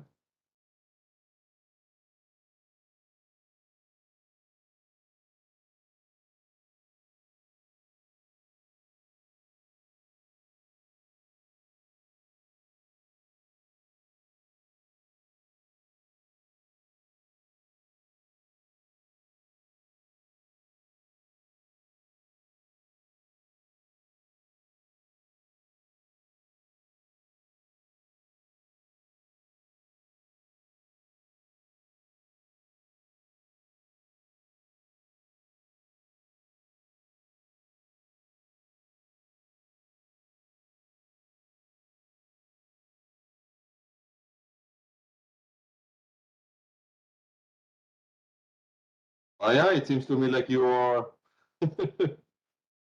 Okay. I think there, according to him, I think he said that there's still hope, because for all the nations who were colonized, some when in the past, they still have a hope that they will become independent and so on once.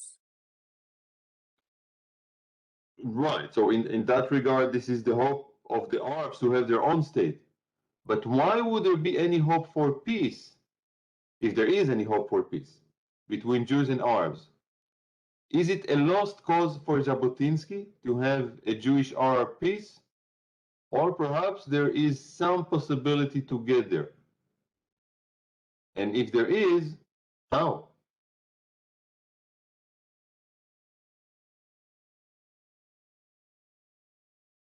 And what we've said so far seems to be all doom and gloom. You know, we have come to this land as colonizers. We want to take over. They are the natives, they are the majority. They're not full. They're not corrupted enough so we can bribe them.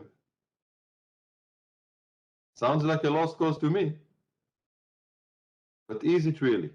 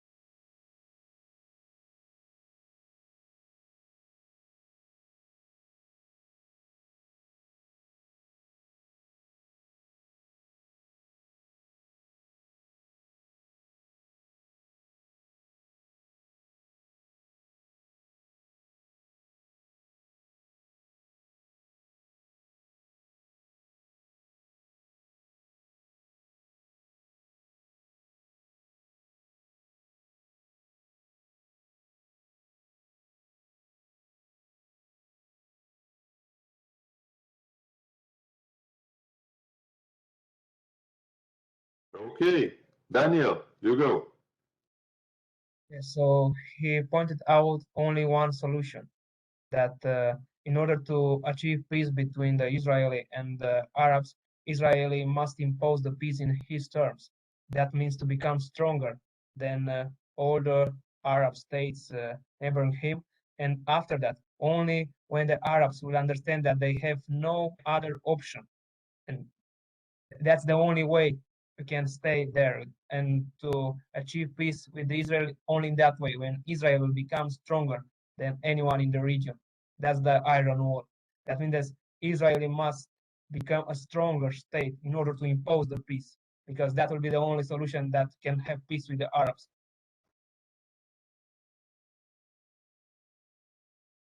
Can you direct us to certain quotes? Mona or Christina, that you also raised your hand.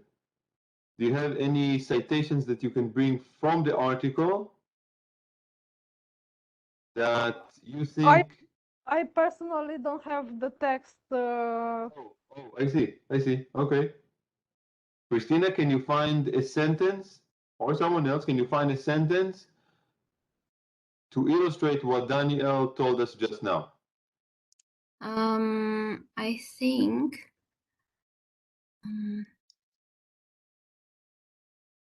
So at one point he says Zionist colonization must either stop or else proceed regardless the native population. No, that's not very good. You continue to go through it while I'm saying that this is still a very important line. Yeah. Right? He's basically telling his peers, again, fellow Zionists, look, we've come to this land for what? We've come to establish a Jewish state, right? If you think that because the Arab object, we have no moral cause, you should leave. Just leave. If you think we should have a Jewish state, then regardless of what the Arabs think of us, we should continue our pursuits. Okay? Can I speak? Yeah. Yeah. Could it be, so there's a certain phrase, he says. Mm-hmm. Could it maybe be, we hold that Zionism is moral and just?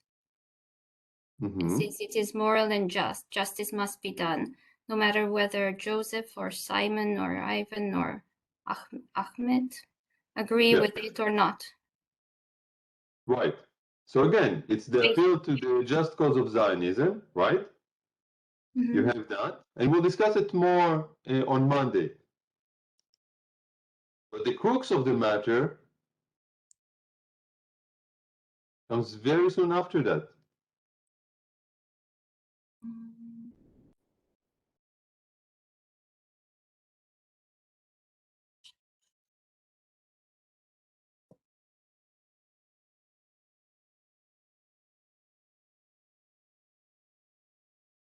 Look at what's going on here.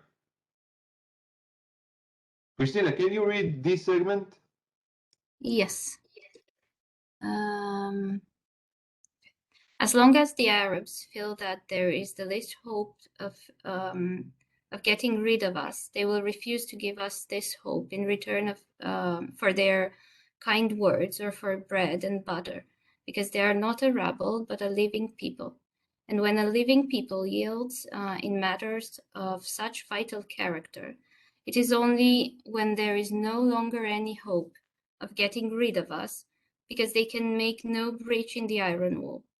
Not till then will they drop their extremist leaders, whose watchword is never, and the leaders will pass to the moderate groups who will approach us with a proposal that we should both agree to mutual concessions. Then we may expect them to discuss honestly practical questions, such as guarantee against Arab displacement or equal rights for Arab citizens or Arab national integrity. And when that happens, I am convinced that we Jews will be found ready to give them satisfactory guarantees so that both peoples can live together in peace like good neighbors. But the only way to obtain such an agreement is the Iron Wall, which is to say a strong power in Palestine that is not amenable to any Arab pressure. In other words, the only way to reach an agreement in the future is to abandon an idea of seeking an agreement at present. Exactly. Right? That's the crux of the matter. And it's very interesting the way it goes in this article, because it seems to be an article that is all about living peace as a sort of an illusion, a dream. But then by the end of the article, he's actually reviving the dream.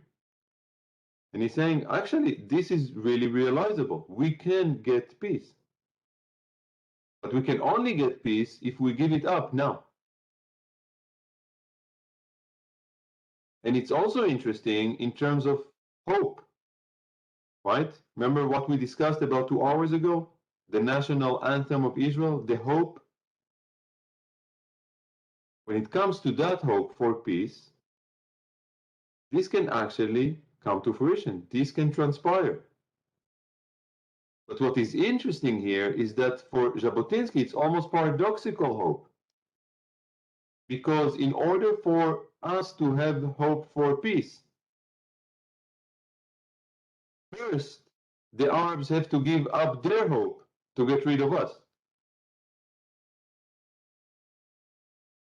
Once the iron wall works, right, when the Jewish state, again, at this time there was no Jewish state, but once the Jewish state is established, and it is strong enough so that the Arabs cannot annihilate it, can get rid of it, then he's saying, look, there will be certain processes going on. There will be moderates coming from among the Arabs who would say, you know what, let's reach a compromise. And bear in mind the way that he phrased it. We're not talking about the Arabs simply yielding, simply being defeated. He's talking about mutual concessions. He is talking about compromise. Right? Mutual concessions, his word. His aim here is not to defeat the Arabs in terms of annihilating them or not give them anything. He has compromise in mind.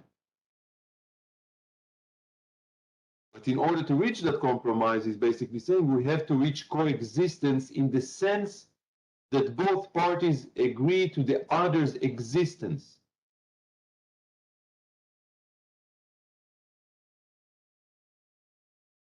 And that has become the crux of the matter for Jabotinsky. What do you think about this article? What do you think about this argument? Do you agree? Do you disagree?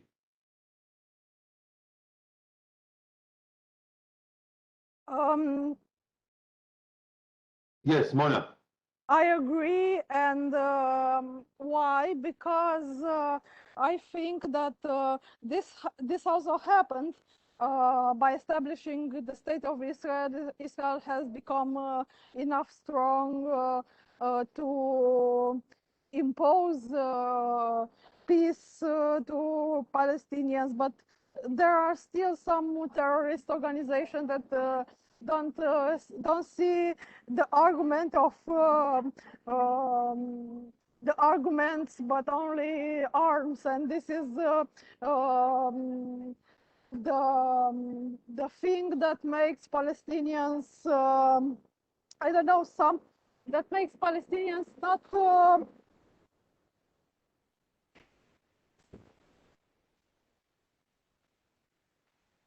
I think we lost the connection. Or Mona? no, I am at the metro, and it comes. Okay.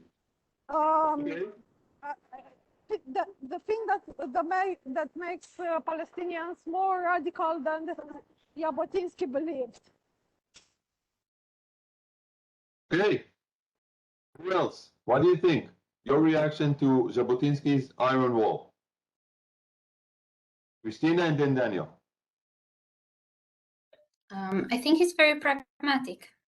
So when I read it, I was very impressed with the pragmatism, the way he looks at the whole question, that power is the key, basically, to achieve a goal. So yeah, that's what I think. I think it's very pragmatic, and in a way trying to understand how the other things, and try to figure out how they can get to have what they want in this given situation. I like that. So you agree with his argument? No, I like the way his pragmatism. Yeah. Okay, but do you agree with the argument? I don't know. Yeah, I suppose power is important, but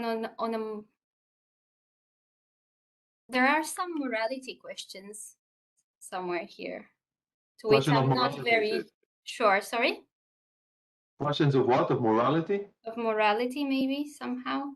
That you must impose by power, not by trying to peacefully discuss. Or, I don't know. It raises some questions to which I don't have an answer to everything, but it's. We'll discuss those, exactly the moral aspect. We'll discuss that next time. Great. Daniel. Yes, I think Jabotinsky understands better the psychology of the Arabs, better than any other Zionist. And I think he was right regarding the relation between the Jews and the Arabs. And more, I think she understood that this kind of the last part regarding the peace with the Arabs, I think that will never happen, because the Arabs, I think they will never be able to understand this kind of reality, because they think that it's something temporary, like the Crusades, and at any time the history will change. So I don't think that happen in the future, because Arabs, I think, will always want to fight against Israel, and they will not come with a compromise. But I'm agree with Jabotinsky. I think it's the only way in which Israel need to act in order to survive. And I think it was more like a hope for Israeli that maybe sometimes in the future that will happen. But I think Jabotinsky as well understood that that will never happen. But it's better to have a hope. But I think he understood that never happened. That's my thought about it. I think that Jabotinsky was adding the last part about the possibility of peace without seriously thinking this can happen. Yes, I think he would like that happen, but he understood the Arabs and the way they think and they act, and I think he was just more illusion for Israel to think that maybe sometimes will happen. But even if he wanted, I think he wanted that peace. But I think the Arabs will never agree with this condition, never. I see. Personally, I disagree with you. I think that Jabotinsky actually thought that peace is possible. I think that he wrote those words sincerely. And I think that part of how we can get to that is by reading other stuff that he has written. So we'll do that next time. But now I will just briefly mention that the last work of Jabotinsky was written before his death in 1940, when he's making his own outline for the Jewish state. How would the Jewish state be like? And he's discussing the political structure, the economic foundation, the constitution, all of them. And I'll just briefly mention one of the things that he would like to see in the constitution of the Jewish state. He wanted that there will be a guarantee that whenever there is a Jewish prime minister, there will always be an Arab vice prime minister.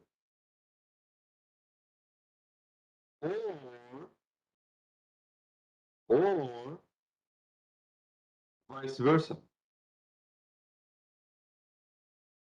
Or vice versa. Jabotinsky wrote that there should be either Jewish prime minister and a deputy Arab, or an Arab prime minister and a Jewish deputy in the Jewish faith. So for Jabotinsky, as long as there is Jewish majority, which was the foundation for everything in his mind, right? As we mentioned before, demography was key. If there is no Jewish majority, the whole thing collapses. But for Jabotinsky, as long as there is Jewish majority, then ipso facto, by that fact, you have a Jewish state. And so you can actually make certain political arrangement in the Arab world with Arab neighbors, but within the Jewish state, with its own Arab population, which is quite intriguing. Yes, Daniel. So for this reason, the right wing, especially Herut in that period of time, and after that, Gahal and Likud, were not agree with the military rule over the Palestinians, and they were agree with the autonomy Palestinians because of Jabotinsky ideas regarding the Palestinians, right? Right. At the time when the Herut movement was still somehow aligned with Jabotinsky's vision. The extent to which the Likud today would subscribe to, does subscribe to Jabotinsky is a different question. Personally, I doubt very much that Jabotinsky would have voted for the Likud this day, but this is a different question. Now we have a bit more than 10 minutes, so I would like to at least start, we'll see how far we go, to at least start a discussion about the second piece that I asked you to read, that interview between Benny Morris and Ehud Barak. Anyone knows who both people are? I imagine many knows who Ehud Barak is, perhaps less about Benny Morris. Anyone is willing to tell us? Who is Ehud Barak, first of all?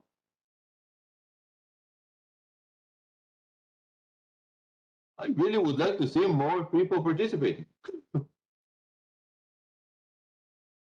Ehud Barak.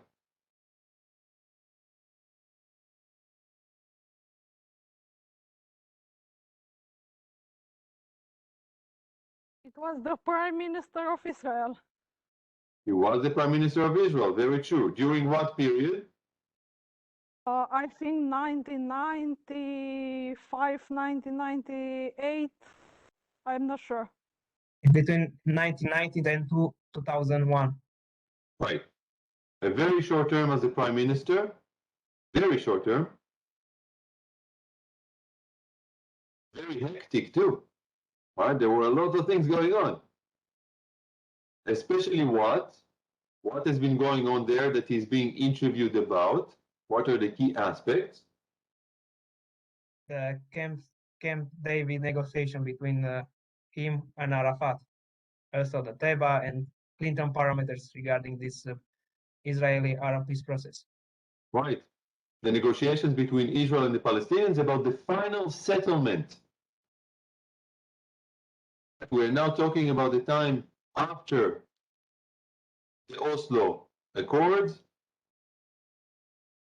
between Israel and the PLO, between Rabin and Arafat, after the assassination of Rabin, after the first term of Netanyahu as the prime minister. Ehud Barak defeats Netanyahu, becomes the prime minister, negotiates with the Palestinians, Camp David and after. But there is no peace, right? What do you have instead? What do you have instead? Instead of peace, they ended up with the second intifada. The second intifada, right? That started in the fall of 2000. A very violent clash between Israel and the Palestinians. A very troubling time for both parties. You know, I remember myself, I was living I spent most of my life in Jerusalem, and I was there during that time as well, in the center of the city. Hard time. You have suicide bombers blowing up cafes, buses, almost on a daily basis. Where I was living, it seems like it became a sort of a ghost town. I was walking in the street of Jerusalem, which I usually bustling, was empty. This was a time of fear, of deep fear, about your personal security, but perhaps even a bit beyond that. Of course, there was an ongoing clash, military clash going between Israel and the Palestinians. Many Israelis died, many Palestinians died as well. And here, Ehud Barak is being interviewed by Benny Morris. Who is Benny Morris?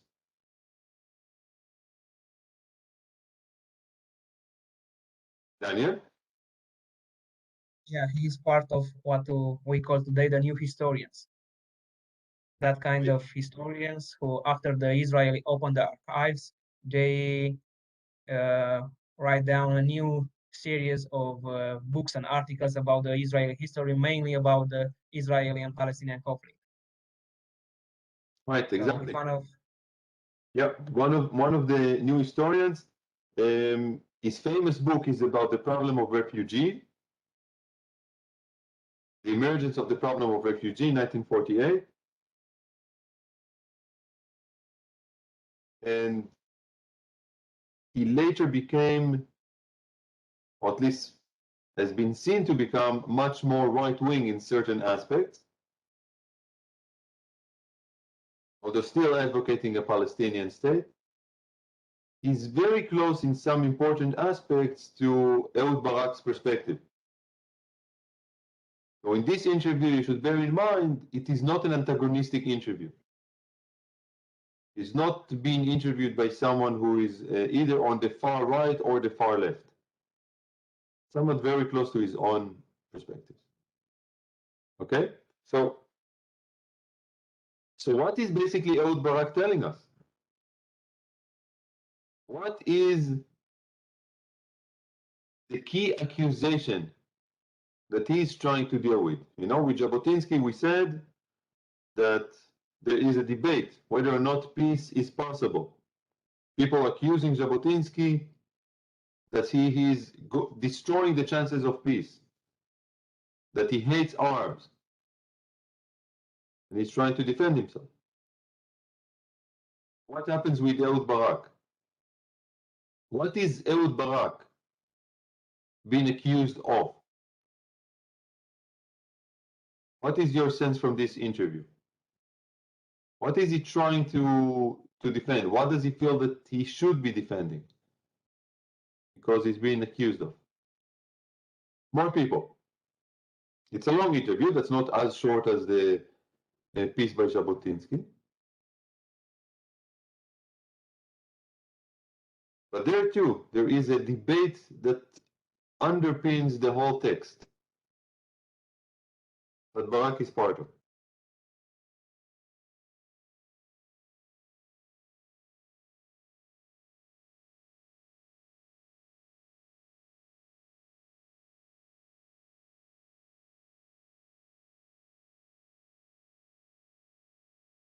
It's almost like this movie, The Usual Suspects. I want to go beyond the usual people.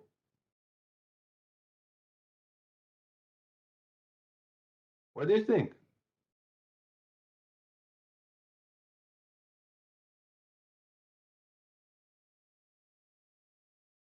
We spoke about the context of this interview. Ehud Barak as a prime minister during the time of the negotiations of the Second Intifada. He's trying to make his case. His case against what? Against what sort of accusation that was leveled against him?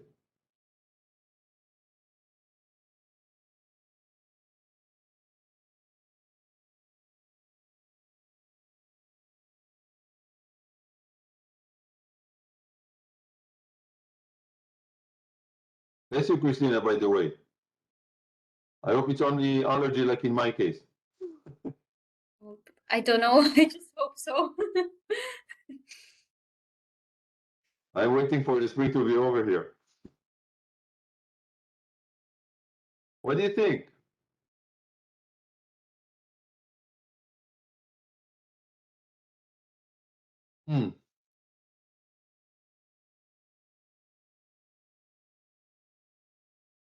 Okay, so look, since we don't have much time, it's basically 2 minutes before we, in any case, should be concluding today. What I'm asking you to do, beyond what you already should be doing for next time, okay? There are the articles that you should all be reading and those papers that, you know, different students will be presenting. You have the Jamboard. You have plenty of stuff for the weekend before we meet next time on Monday. Please also return to this piece, this interview, okay? Think about the question. It should be out there. What is Ehud Barak trying to do in this interview? He's trying to defend himself against what? And you can guess what will be my next question. How? How is he trying to make his case? Okay, consider those questions, read this interview, and of course the other stuff that you should in any case do for Monday. Okay? Cool. Let's do that. So, thank you for today. We'll see you in a couple of days. Have a lovely weekend. And